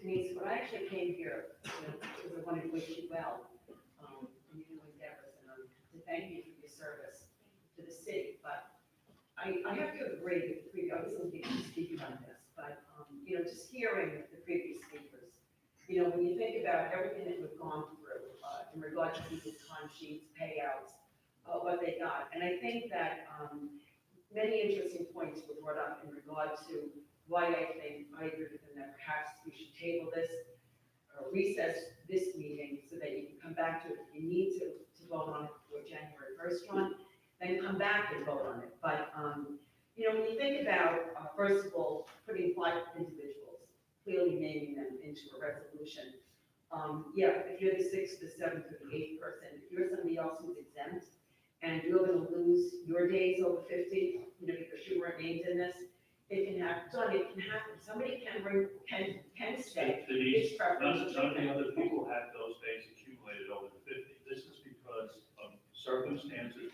due to work and commitment and people not being able to take off because of some of the work that was going on because of Sandy and other reasons, okay? Weren't able to take all their vacation time, and as a result, the payroll clerk used to follow the CSEA contract because that's the way he was trained, okay? In December 3rd, so this wasn't done last minute for any reason other than December 3rd, the payroll clerk came to me and said, John, I now understand that the So I called the people into my office that had over the 50 days, and it wouldn't be fair to them because they were here doing work for the city, good work for the city from Sandy. And just because of, this has nothing to do with payouts or anything else.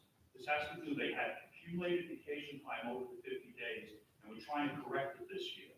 And we're trying to give them the 1 year, and the code allows for this, to be able to get themselves down to the 50 days accumulated. They did a service for the city, and it would be unfair for them to lose all those days. And in addition, I would lose them for the rest of this year. And there are some key positions here, the building commissioner, the deputy commissioner of public works, are already working short of public works. And I need them for the rest of the year to make sure we get everything done. But nobody's arguing with that. I mean, we all know that, some of the work that, some of these individuals did, after Sandy, we know how the years of service to the city, that they've done, day in, even without Sandy. I mean, they've always been here for each and every single one of us, and, if anybody personally, to use the word rewarded, there are definitely two people on this list that I feel deserves to be rewarded. But I think even when you look at this, that they can come before the city already and say, to give cause to say. So you may say, well, if I'm not going to name an individual, to say, well, this person, you already can say, well, this person can carry those days. We don't have to have it resolved that you carry all of these other people into it. And, then I think that Lori even brings up a good point. Did you actually look at the time sheets for each and every single individual? Because there are those who got paid a couple of years ago. They got paid for days and they stayed on the payroll. And then did we take into consideration that I know, John, like you said, they work so hard and maybe we should reward them. But Jack Shannon also rewarded a lot of exempt employees by paying them overtime for the work that they did. So, I mean, but with that being said, I think that, just with everything that we've gone through, with people that have clearly, lied on time sheets, people that lie on their payout sheets, there's so many things that, under investigations and whatever, I think that we're just like rather weary of what's going on. You could easily take care of some of these people already, the people who are truly well deserving of special consideration. But I really think that we have to take a look and make sure that each and every single person who's getting this and getting these, who have more than 50 days, truly deserve to have it. But I'm not arguing. I think that I understand why you're doing it, and I don't blame you for doing it, but I really think you better really take a good close look at all of this. Thank you. Yes.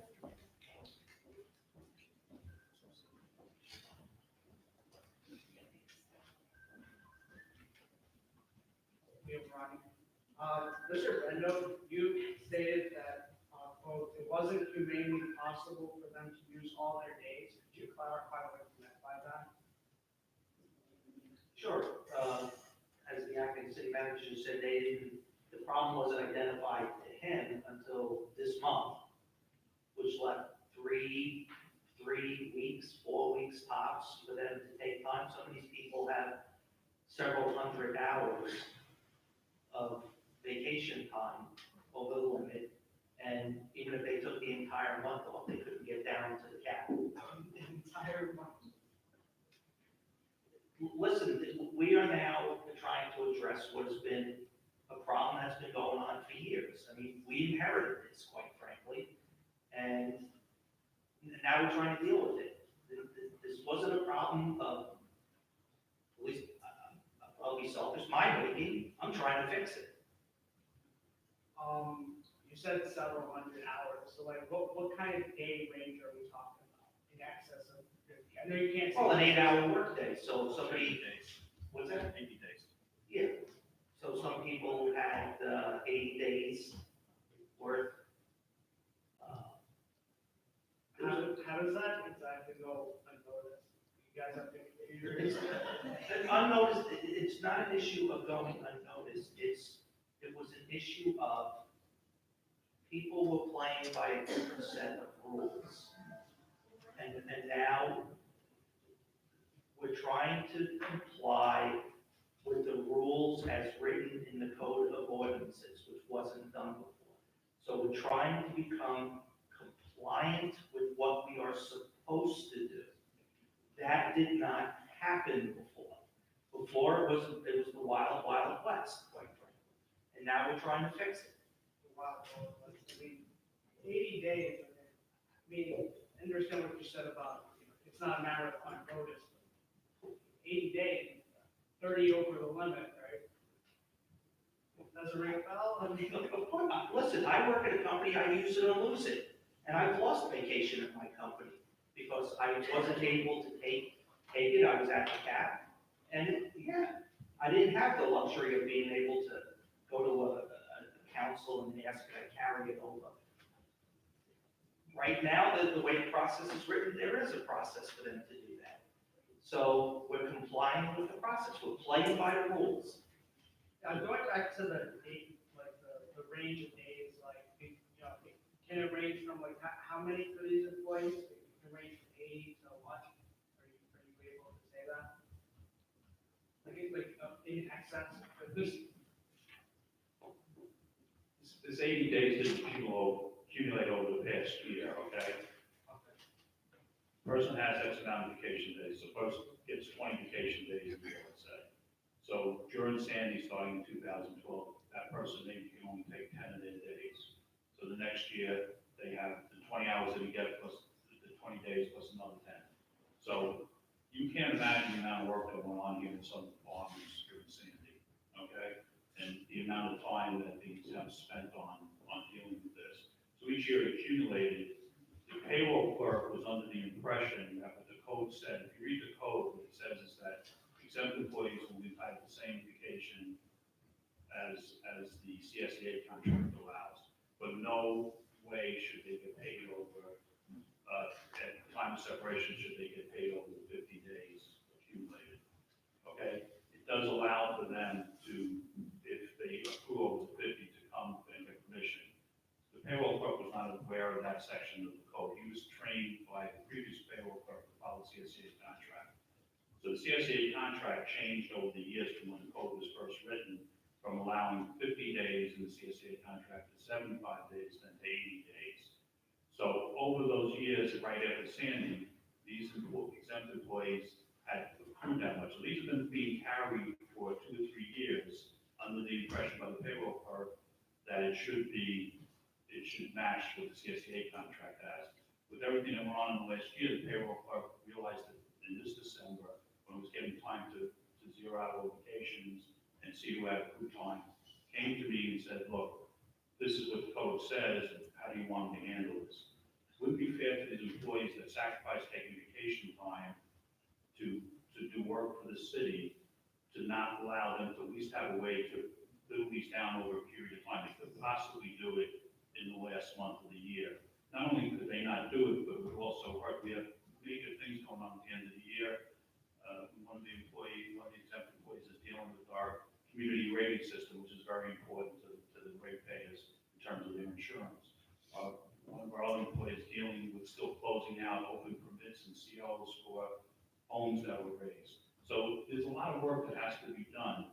And to ask them to try to take that 30 days in the last month would, one, hurt the city, and two, not really being fair to the exempt employees. So it's not really an issue of how much over 80 days. Nobody has over 80 days accrued out of those 5.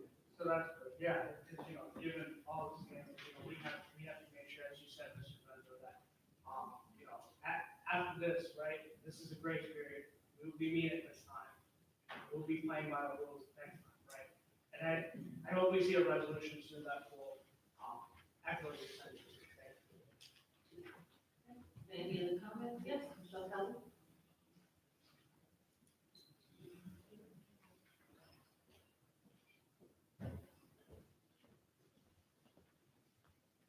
Good evening, Kelly Goldbeach.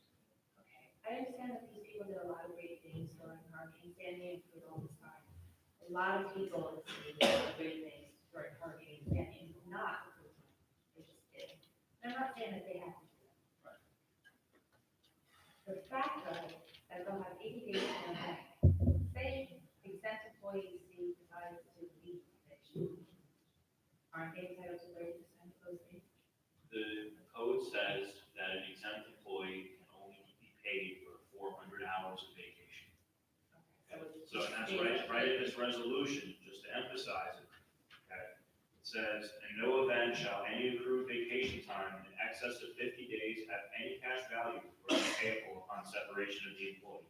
It's as Councilmember Bendo said, this is just a grace period for them to use their time so that they're compliant starting next year. So they can't cash out on it. All of the exempt employees now know, as acting city manager Miranda said, that they're to be at no more than 400, because I'm sure the council does not like entertaining these complaints. Okay, so now they have 80 days in their bank, and now they have to get that down to the 50. So now they have to take these days, next year. So that's 30 vacation days in 1 year. Plus the vacation they accumulate in this upcoming That's year. a lot of time. A lot of time. That's a lot of taxpayers paying other staff members overtime, right? Because someone's got to take their job role while they're doing. Exempt employees don't get over, and nobody else does their job. And nobody else does their job. So that's a vacant position basically for a lot of hours. It hinders the city's operation. Yeah. So the goal is that, that's the procedures written to get these banks down to manageable levels. I And know, quite we're frankly, at- to some people. At less of our services. Right, and to some people, quite frankly, to go sit on the beach with a drink with an umbrella and to get away from their job. Sorry. How are we gonna stop this going forward? I mean, shouldn't we have a resolution in place at the end? We're done? That ordinance says, if it was followed all along, that would have been in place, and I think the anticipation is going forward, it will be followed all along. Just to follow on what, I think, City Manager Miranda said, these employees are most likely entitled to these days, they could take them right now. If all took them now, the city would come to a standstill. So that's why it's a race.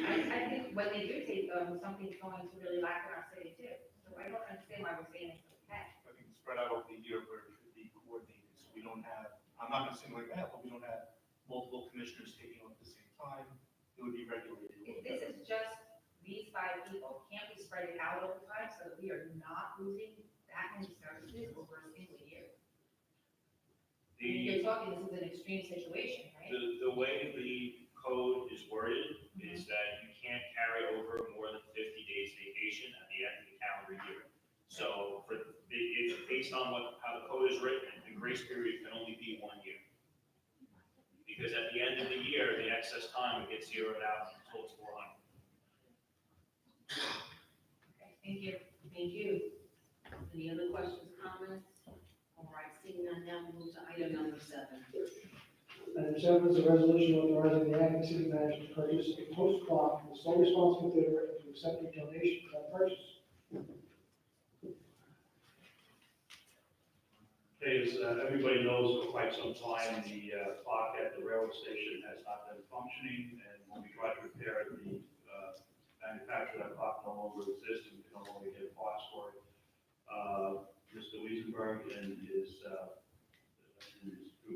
estate with his wife has agreed to pay for a new clock to replace that clock and make it a gift, so we put it out for the clock. We did only receive 1 bid. And the price for the clock was from Bergen Company for $25,892.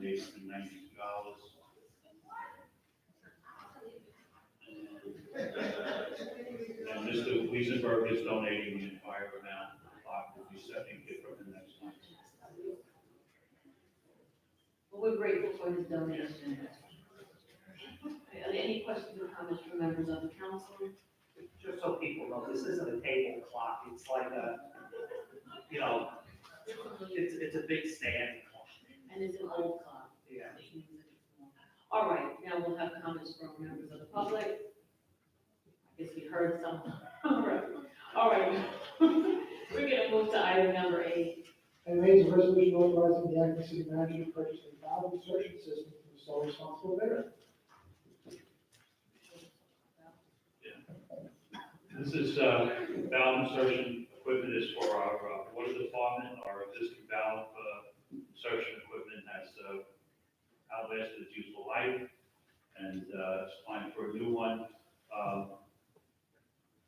In order to, often we have to make large shutdowns because some of the valves don't work. If we have a water main leak, This allows us to install a valve without shutting down the water main and can narrow down, during a major break, it can narrow down the amount of services that we have to shut off to, have to repair. And, also a very good way to replace some valves that aren't working without shutting down the main and interrupting service. Any comments or questions from members of the council? All right, questions from members of the public? Item number 8. All right, seeing no one, we move on to item number 9. Item 9 is a resolution authorizing the acting city manager to accept and execute 2 grants on behalf of the city of Long Beach from the New York State Energy Research and Development Authority and the Department of State. Okay, the city is responsible for maintaining an intricate roadway lighting system comprised of 1,939 light fixtures. Since Superstorm Sandy, the city has made a commitment to rebuild with resilience and sustainability in mind. Currently, the city has 1,200 or 62% of our streetlights updated to light-emitting diode for LED lighting. Replacing this older, such as decreased energy demand, reduced emissions, improved public safety, and save taxpayer dollar. Since 2015, with the existing LED program, we saved over $50,000. Under this agreement, the city would contract with the Department of State and New York State Research and Development Authority, who uses WellSpac as their contractor, who also happens to be the city's contractor, to install and upgrade the existing 739 induction light fixtures to LED lighting. The estimated cost of the project is $297,581.43, completely offset by grants acquired by the city. One of the New York State Department grants totals $250, which was awarded through the Financial Restructuring Board process the city undertook this past summer, and the other is from the New York State Energy Research and Development Authority, or NYSERDA, totaling $99,975, which the city was awarded when it achieved clean energy community status in 2017. These grants do not require any match and will pay for the total cost. Once complete, the retrofit is expected to result in energy savings of approximately $51,000 per year. I have to thank Ryan McKinnon and Tyler Huffman in our office for working on both these grants. Any questions or comments from members of the council? All right, questions or comments from members of the audience? All right, we'll move on to item number 10. Item 10 is a resolution to schedule a special meeting of the city council on Wednesday, January 1st, 2020, at 12 noon. Recess self-explanatory. Are there any questions and or comments from members of the council? All right, members of the public? All right, seeing none, you can move on to. Okay, on to the voting portion. Item 1 is a resolution authorizing the acting city manager to enter into an intermunicipal agreement for the transport and disposal of municipal solid waste. Just move the adoption of this item. Second? Voting, Councilmember Mandel. Yes. Vice President Bendo. Yes. President Moore. Yes. Item 2 is a resolution authorizing approval of mediator Arthur Regal's recommendations. Just move the adoption of this item. Second? Voting, Councilmember Mandel. Okay, first and foremost, I share in your concern. I don't like last minute agenda items like this, but sometimes they're unavoidable. Here, we're being advised by our labor council that the mediator, who's actually the arbitrator, who will be trying this case if it doesn't resolve, personally put this together and put it forward to both the PBA and the city, with the expectation that this would be ratified by both sides this week. I believe the understanding was the PBA would have done it earlier, for whatever reason they weren't able to, and the anticipation is they're gonna do it on or before Thursday. We have been made aware of the terms, we can't discuss the terms yet, which is frustrating, and I appreciate that concern as well. But on occasion, we have to vote on things where we have to put our insights, there has to be, and put some trust in our insights and what we know that we're not able to divulge, just like litigation and other matters. Here, things have been represented to us that, without going into detail, because I'm not able to, under advice of counsel, has the goal of sustainability for our police department and writing to the city. Based on those representations and based on the fact that it is the very arbitrator who put put this together, I have to vote yes. Vice President Bendo. Councilman Mandel plagiarized a lot of my remarks. Look, the goal here is, I think everybody can agree we want to have our own police department if it's possible. But it has to be sustainable and financially viable for taxpayers.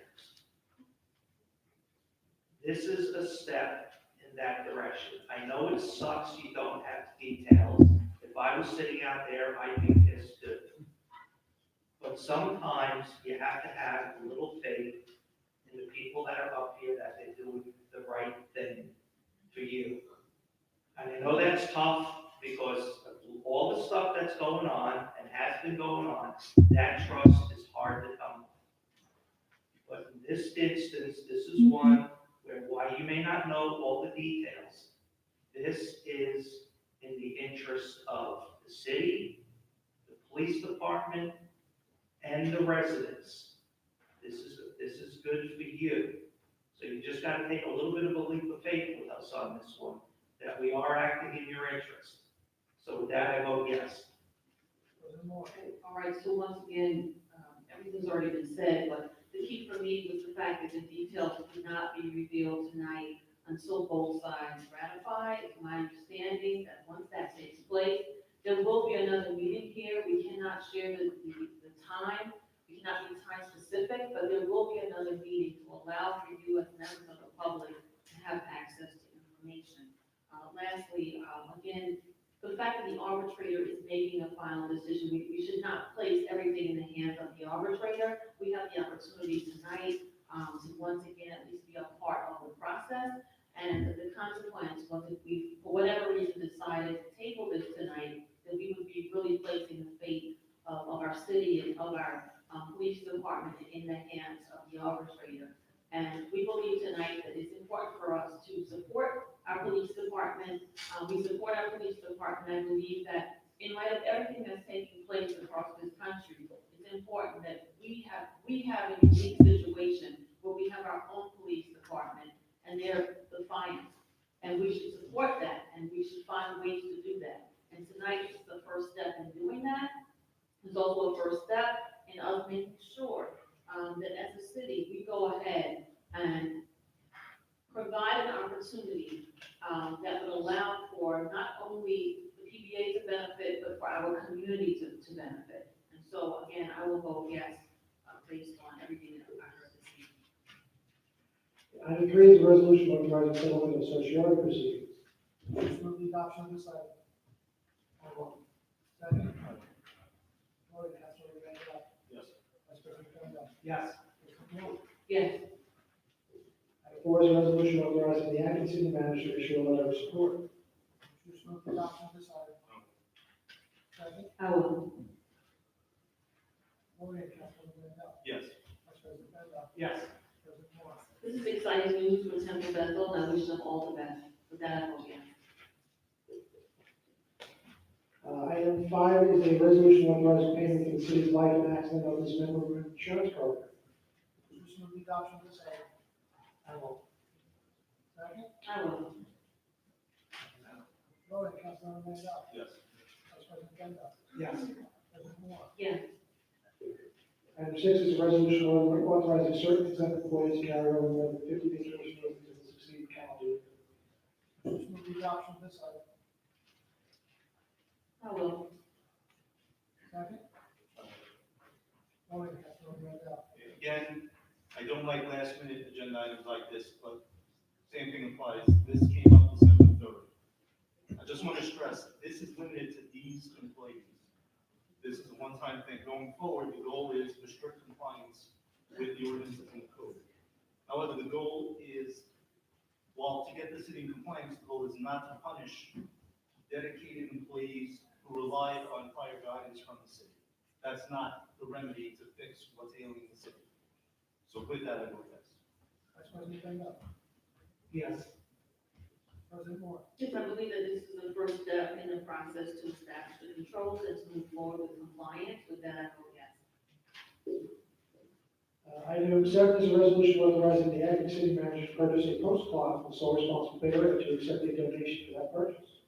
Introduce and move the adoption of this item. Second. Howell. Voting, Councilmember Mandel. I want to thank Harvey Wiesenberg once again coming to the aid of the city. I vote yes. Vice President Mandel. Yes, thank you to the, Harvey Wiesenberg, yes. President Moore. Thank you, Assemblyman Harvey Wiesenberg, for that, I vote yes. Item 8 is a resolution authorizing the acting city manager to purchase a valve insertion system from the sole responsible bidder. Introduce and move the adoption of this item. Howell. Second. Voting, Councilmember Mandel. Yes. Vice President Mandel. Yes. President Moore. Yes. Item 9 is a resolution authorizing the acting city manager to accept and execute 2 grants on behalf of the city of Long Beach from the New York State Energy Research and Development Authority and the Department of State. Introduce and move the adoption of this item. Second. Howell. Excuse me, voting, Councilmember Mandel. Yes. Vice President Mandel. Yes. President Moore. This just wants to, once again, on behalf of the council, thank Brian Tiernan and also Tyler Huffman for their efforts, with that, I vote yes. Finally, item 10 is a resolution to schedule a special meeting of the city council on Wednesday, January 1st, 2020, at 12 o'clock noon. Introduce and move the adoption of this item. Second. Howell. Voting, Councilmember Mandel. Yes. Vice President Mandel. Yes. President Moore. Yes. We'll make a motion to close the meeting. Howell. Second. Voting, Councilmember Mandel. Yes. Vice President Mandel. I would just like to take this opportunity, because this will be the last time she will be voting, to thank Councilwoman Moore for the 4 years of service to the city.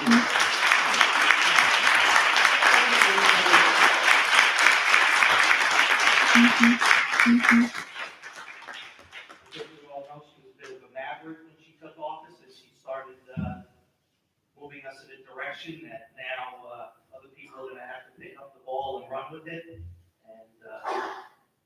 thanks to her that we're moving in the right direction. So with that, I vote yes. President Moore. Thank you, and thank you for your kind words, and I'm confident that we're moving the city forward, and I'm still a member of the Long Beach community, and I look forward to seeing the exciting things that will take place in 2020, with that, I vote yes. All right, that concludes this, we're going to move right into our good and welfare portion of the meeting.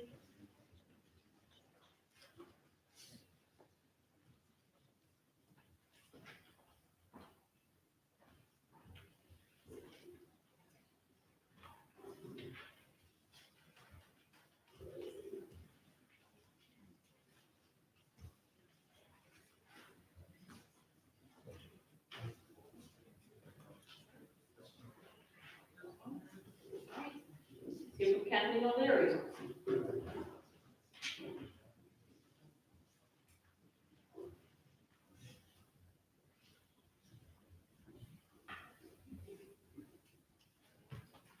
I also wanted to thank Anissa for her 4 years of service. Doesn't seem like 4 years is not fast. I feel that you've brought a level of calmness to the council and fairness to the council.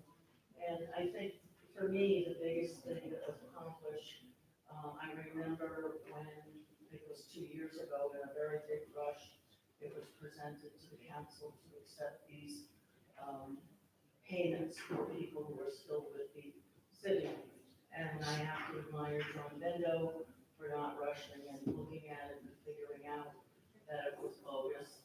And I want to thank both of you, because you were the only two that voted down it was $2.1 million bond issue. So the ripple effect of that vote is humongous. I mean, we've had problems in Long Beach for decades, and I feel like we're on the road to fixing things.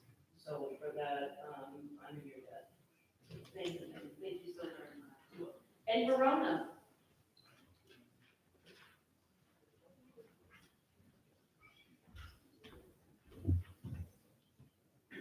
Hey, Verona.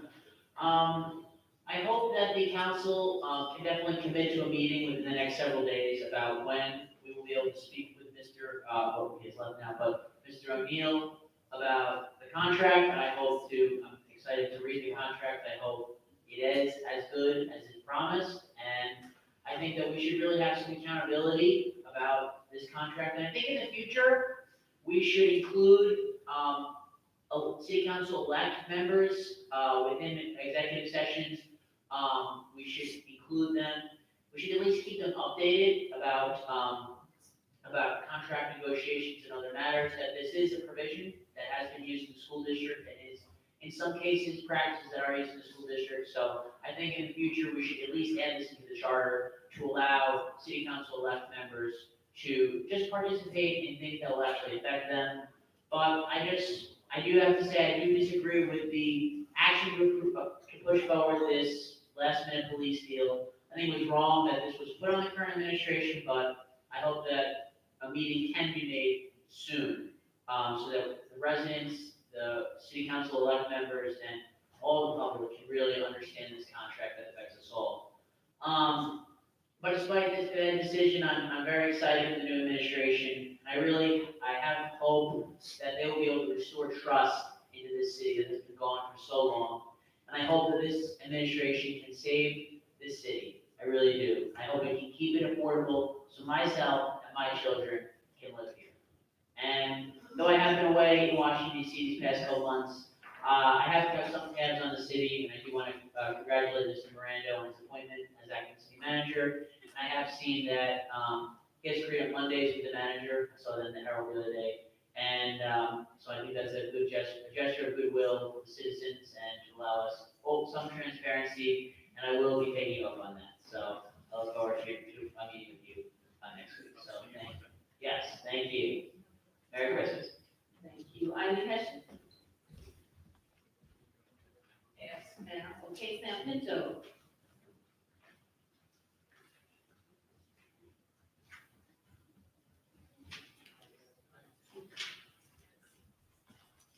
Good evening, San Pedro Long Beach. Again, I want to thank Acting City Manager Miranda and President Moore for recognizing the work of the firefighters last week. It was a situation that went very well, all things considered. When people saw the videos of the flames online, they thought the whole building was lost and it was contained to one apartment, literally, which is a true testament of hard work we put in. So I want to thank you for recognizing that.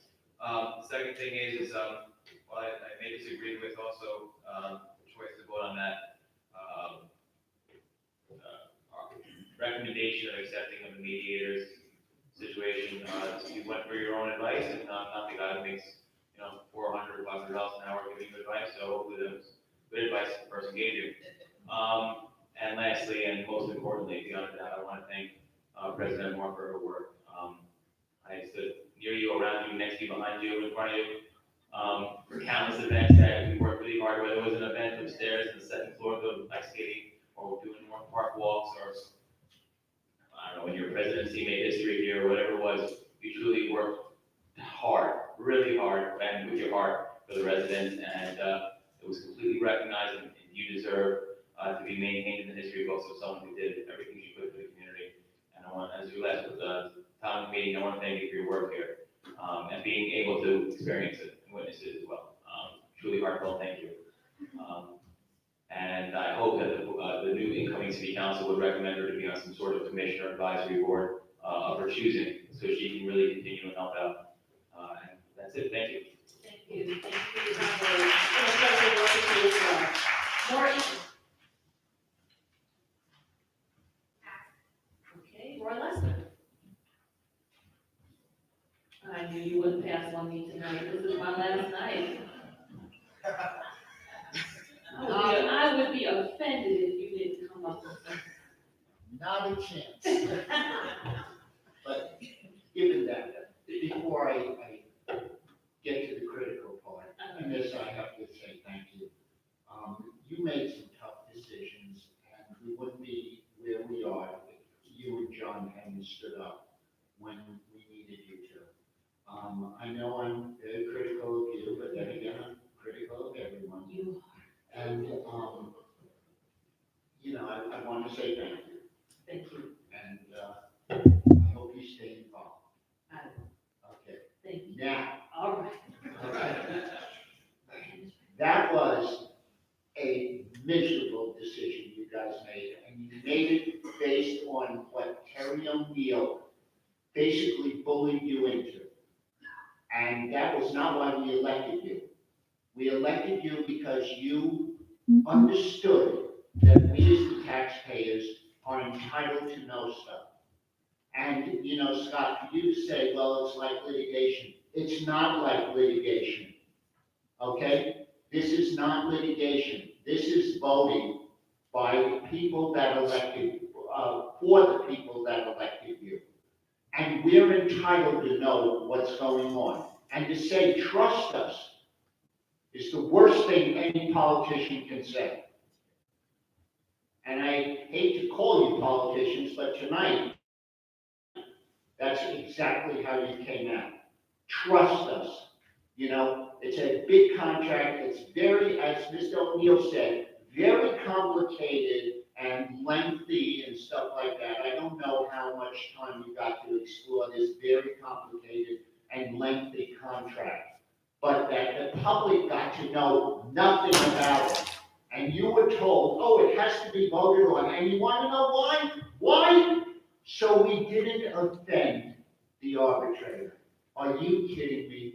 So we didn't offend. That was the reason given. Well, we don't want to offend the arbitrator. He worked very hard on it. So you public aren't entitled to know anything, and we don't want to offend the arbitrator. And our attorney is telling us it has to be done because he doesn't want to offend the arbitrator. So you say, the hell with you taxpayers, we're just going to do it. I'm really sorry. I'm really sorry, that's not the way. I've been involved in public service for a long time, and in 20 years I was involved, never once did we tell the public, we're not going to tell you. We're going to vote on it, but we're not going to tell you anything about it because we don't want to offend anybody. And yes, I still love you, but. And there will be a meeting as soon as possible. But all you're gonna do is tell us what we already bought. It's like, you know, when I go to these, affairs, I never buy the grab bag thing. Where they say, pay us some money and you don't know what you get. Never do it. You'll get something good, but thank you. Meeting's over.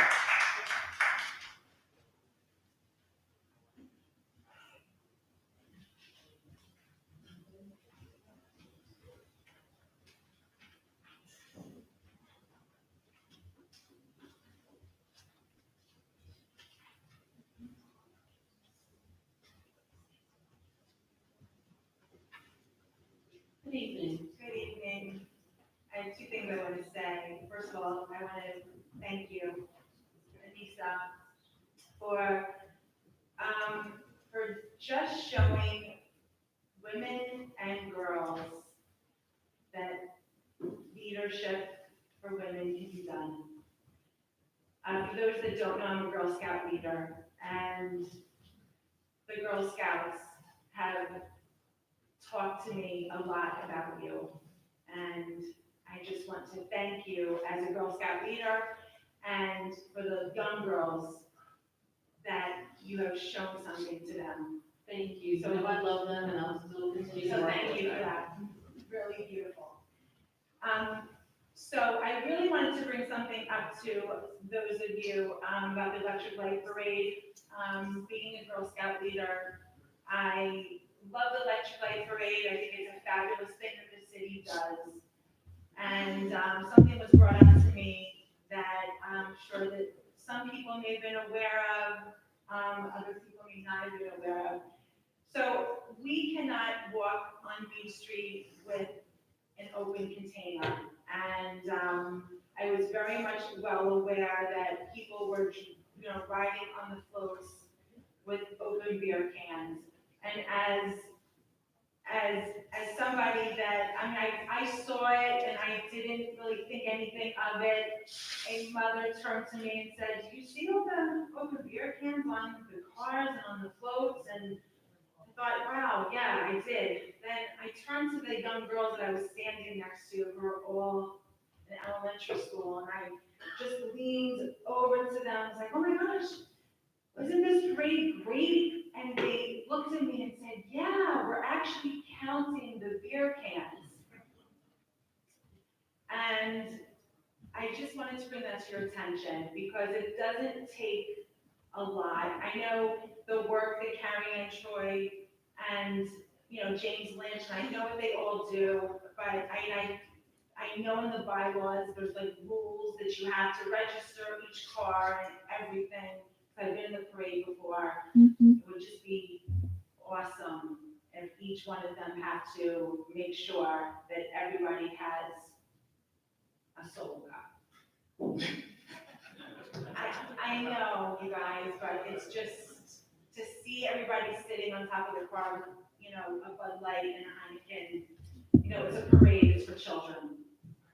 That's all I want to say. Just so you're aware, at my manager's meeting yesterday, I did have a couple of neighbors come in to talk to me about some of those issues, and they're already drafting a memo to the organizers of some things that we can do next year to make sure that that doesn't happen again. Yeah, it just was, I didn't really think about it, but when you hear the kids counting the beer cans, it just, but they're not my kids, I'm not a mother, but still, I don't want to hear it. Well, thank you for bringing this to my Thank you. attention. Happy holidays, everybody. Holidays. Jackie Odom.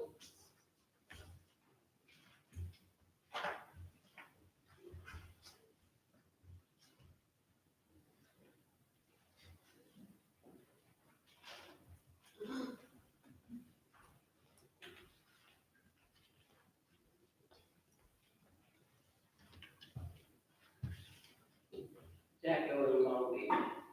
I'm glad it's at the end, 'cause I don't know what happened to the heat.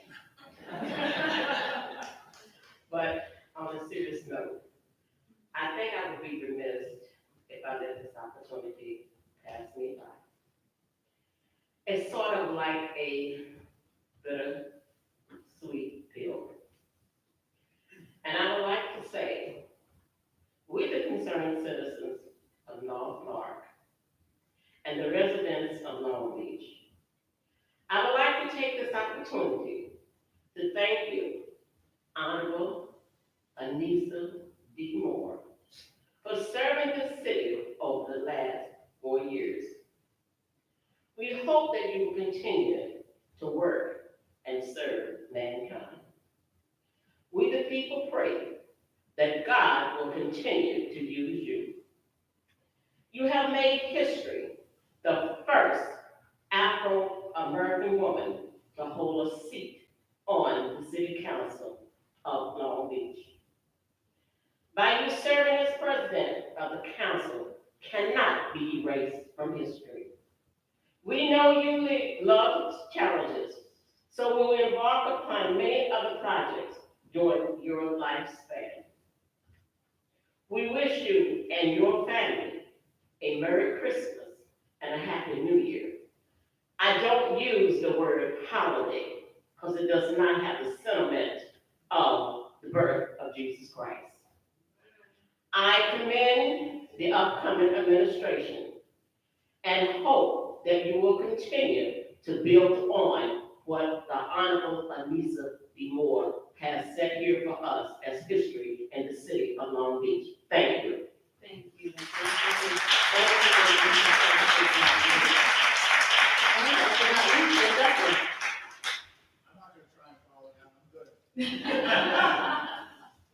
This brings us to the end of the meeting. We want to once again recognize our Long Beach Auxiliary Police. I just want to say it's been an honor and a privilege to serve all of you.